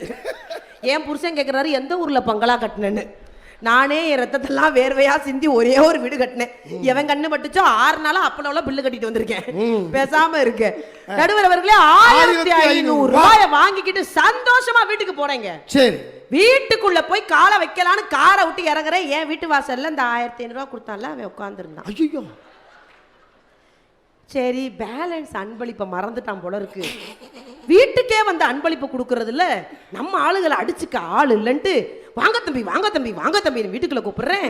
எங்க வீட்டுக்காரர் யாருன்னாரு, போயா அந்த பக்கம், நீயாவது மாசம் ஒரு நாள் தான் கொடுப்பேன், இன்னைக்கு ஒரே நாள் 1500 ரூபா கொடுத்த சார். நல்ல மனுஷன், சேரெல்லாம் போட்டு உட்கார வச்சு காப்பி வேணுமா டீ வேணுமான்னு கேட்குறேன். அதெல்லாம் வேணாம், அந்த 1500 ரூபாயை கொடுன்னாரு. ஏன்டா தம்பிங்கிறேன், குடி போதையில தெரியாம கொடுத்து விட்டேன். வீட்டுக்கு போனா என் பொண்டாட்டி விளக்கமாத்தால அடிக்கிறா, மரியாதையா கொடுன்னா. இவ்வளவு பிரச்சனையிலே கொடுத்த 1500 ரூபாய் வாங்கிக்கிட்டு பஸ்ஸுக்கு ஏன்ட்ட வாங்கிட்டு போறான். இவ்வளவு அவமானத்தையும் தாண்டியாச்சு. அதனாலதான் நிஷா மேடையில் வந்து யார் எந்த அன்பளிப்பு கொடுத்தாலும் நான் வாங்குறது இல்லை. ஆமா, அப்புறம் வீட்டுக்கு போனா தேடி வருவாங்கல்ல. பெரிய கஷ்டம் என்ன தெரியுமா, நீங்க பசங்களை எல்லாரையும் ஒரே மாதிரி பாக்குறீங்க நடுவர் அவர்களே. எல்லாருமே கெட்டவங்க, எல்லாருமே அப்படிதான் இப்படிதான். பசங்க ஜாலியா தான் சார் இருக்கணும்.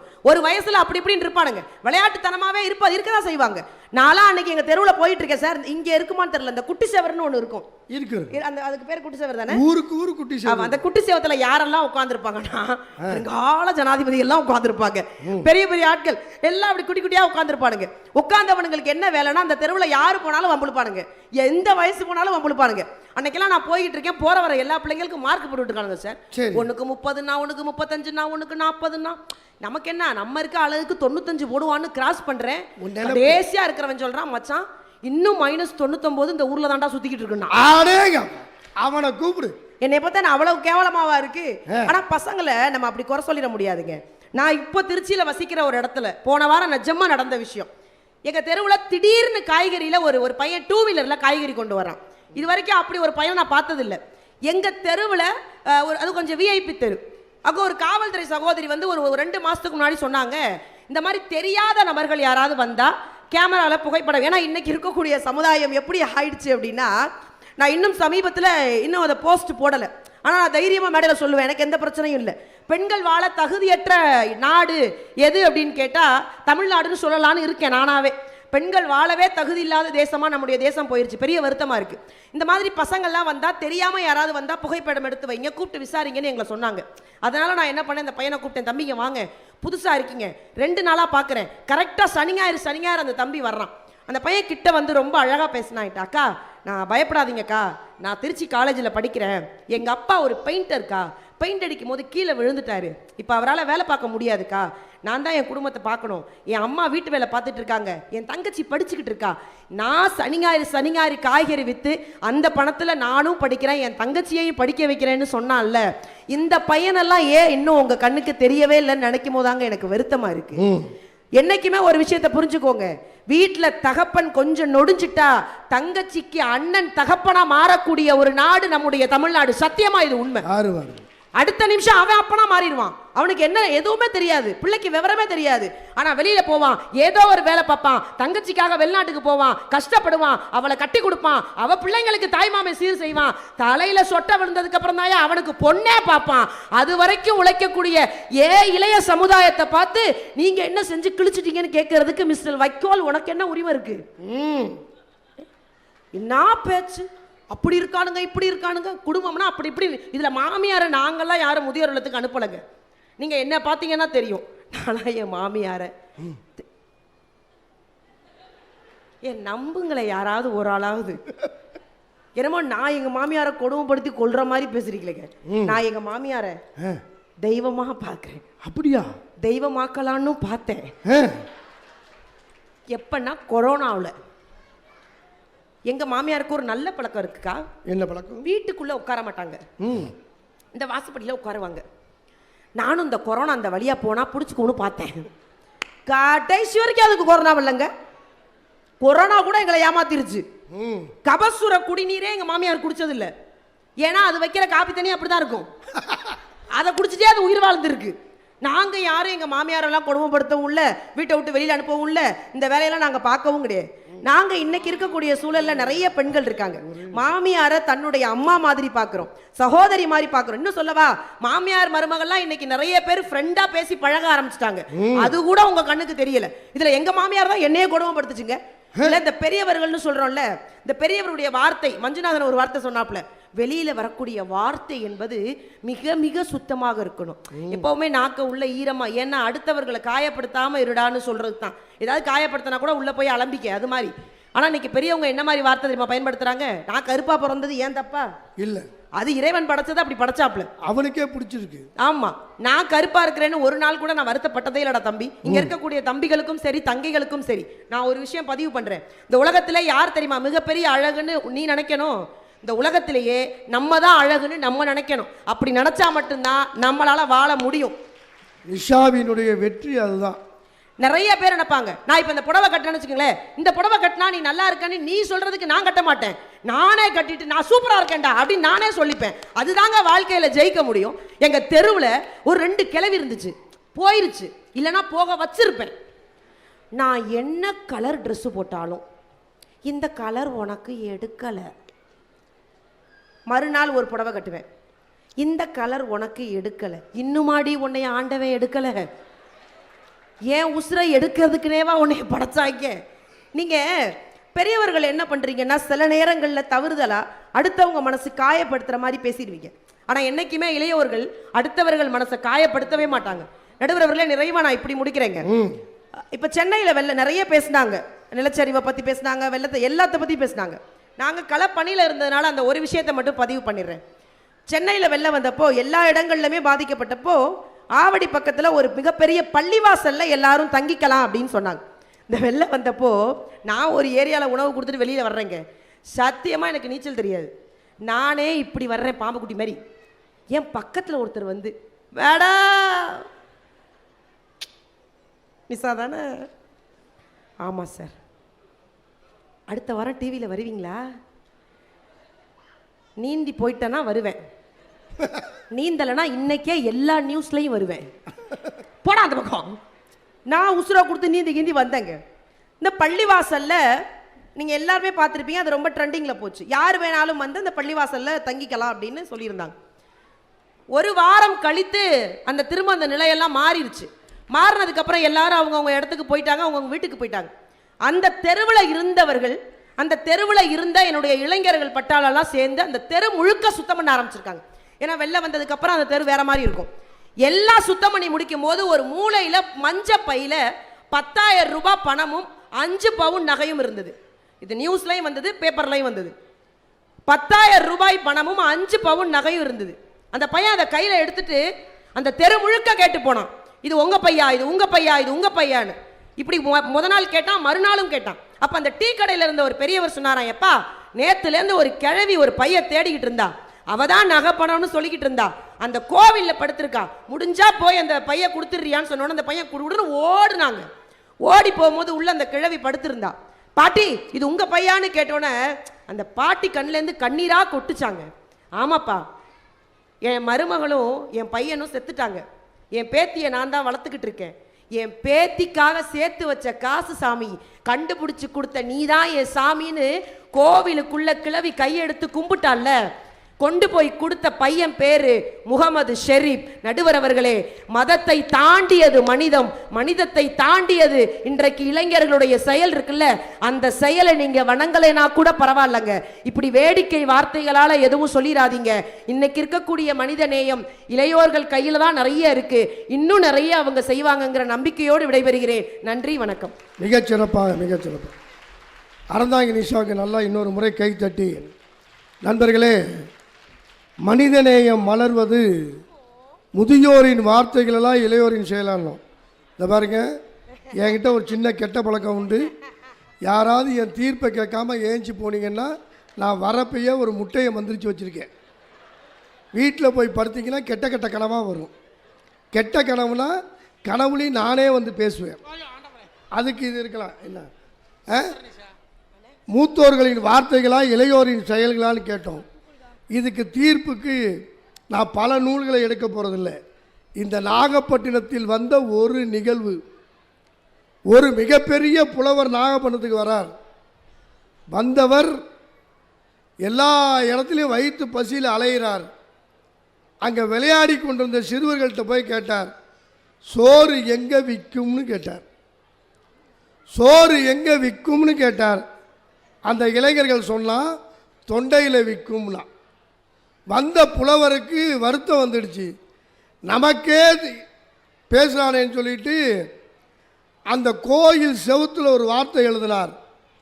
பாக்கு தெரித்து விளையாடும் பாலகருக்கு நாக்கு தெரிக்க வேண்டும்னு நாக்கு இத்து போட்டார். நிறைய பேர் இந்த இத்து போடுறது இப்பு போடுறதெல்லாம் புரிஞ்சுக்கணும். நாகப்பட்டினம் என்று நம்ம எழுதுகிறோமே, பேசிய சூர்யா சேவியர் சொன்னாரே நாகர்களுக்கான ஊருன்ட்டு. நாகப்பட்டினம் என்று ரெட்டை சுழி நா போட்டு எழுதினால் நாக இப்பு வரக்கூடாது. நாகருக்கான பட்டினம் நாகப்பட்டினம் தான், இப்பு வரக்கூடாது. 3 சுழி நா போட்டு நாகப்பட்டினம்னு எழுதினா வரணும். ஏன் வரணும், எப்படி வரணுங்கிறத எங்கள் ஐயா கோவை இளைஞரன் எழுதிய புத்தகத்தில் பார்த்துங்க. அந்த புலவர் சொன்னார், பாக்கு தெரித்து விளையாடும் பாலகர்களுக்கு நாக்குன்னு இத்து போட்டார். பாருங்க, கோயிலில் மணி அடிச்சுது. அவருக்கு சோறு தேவை. நேராக கோயிலுக்கு போயிட்டார். சோறை வாங்கினார், சாப்பிட்டார். எழுதுனதை முடிக்கணுமேனு வந்தார். செவுத்த பார்த்தார். பாக்கு தெரித்து விளையாடும் பாலகருக்கு நாக்குன்னு இத்து போட்டிருந்தார். அந்த விளையாடிய சிறியவர்கள் எல்லாரும் போய் அந்த செவுத்த பார்த்துருக்கான். இவர் பெரிய புலவர் போலக்கடா, இவர் சொன்னால் பழிச்சு போயிடும், அவர் ஏதோ நம்மை சபிப்பதற்காக எழுதியிருக்காள் என்று சொல்லி உலகத்துக்கே இரற்ற மொழிதல் என்கிற ஸ்லேடையில் பாடல் எழுதிய காலமேக புலவர் பாக்கு தெரித்து விளையாடும் பாலகருக்கு நாக்கு என்று இத்து போட்டதை அடுத்த வரியில் தன் செயலால் நாக்கு தமிழ் மணக்கும் நன்னாகை என்று எழுதியவன் ஒரு இளையவன். ஒரு மூத்தோருடைய வார்த்தையை ஒரு இளையோர் செயலால் நிறைவேற்றிய ஊர் இந்த நாகப்பட்டினம். அப்படின்னா என்ன சொல்லுகிறோம்? மனித நேயம் வளர வேண்டும்னோ. ஏன் இந்த தலைப்பு தெரியுமா? உலகத்திலேயே மதங்களை தாண்டி மதங்களின் அடையாளமாக இருக்கிற தர்கா, கோவில், தேவாலயம் மூன்றும் உலக புகழ் பெற்ற ஒரே திருத்தலம் இந்த நாகப்பட்டினம் மட்டும்தான். இந்த நாகப்பட்டினத்தில் எப்படி மனிதநேயம் தெரியுமா? உலகத்துக்கே எடுத்துக்காட்டு. இன்றைக்கும் சொல்லுகிறேன், இங்கே ஊரில் இவர் இஸ்லாமியர், இவர் முஸ்லீம்னு நாங்கள் நினச்சி பழகினதே இல்லை.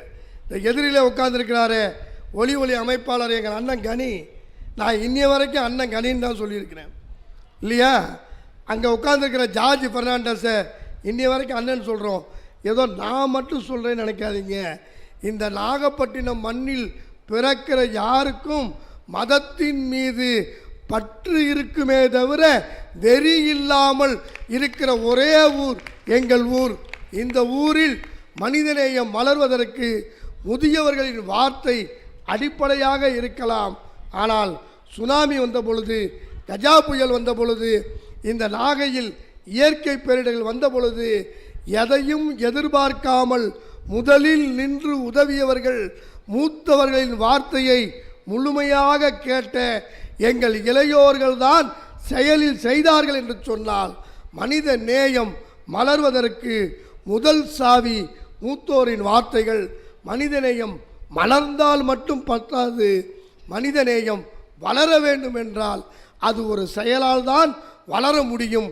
அந்த செயலை மூத்தோர்களை விட நிறைவேற்றுகிற பங்கு இன்றைக்கு இருக்கிற இளையோர்களின் மனதிற்கு இருக்கிறது என்ற காரணத்திற்காக இந்த உலகத்தில் இருக்கிற எல்லா மூத்தவர்களின் வார்த்தையும் வாங்கி செயல்படுத்துகிற இளையோர்களின் மனம் மனித நேயம் மலர்கிற தலமாக மாறி இருக்கிறது. அப்படி மனித நேயம் மலர்வதற்கு மூத்தோர்களின் வார்த்தையை விட இளையோர்களின் செயல்கள்தான் உயர்ந்தோங்கி இருக்கிறது என்று சொல்லி எல்லோரும் எல்லாம் பெற வேண்டும், இங்கு இல்லாமல் இல்லாத நிலை வேண்டும்.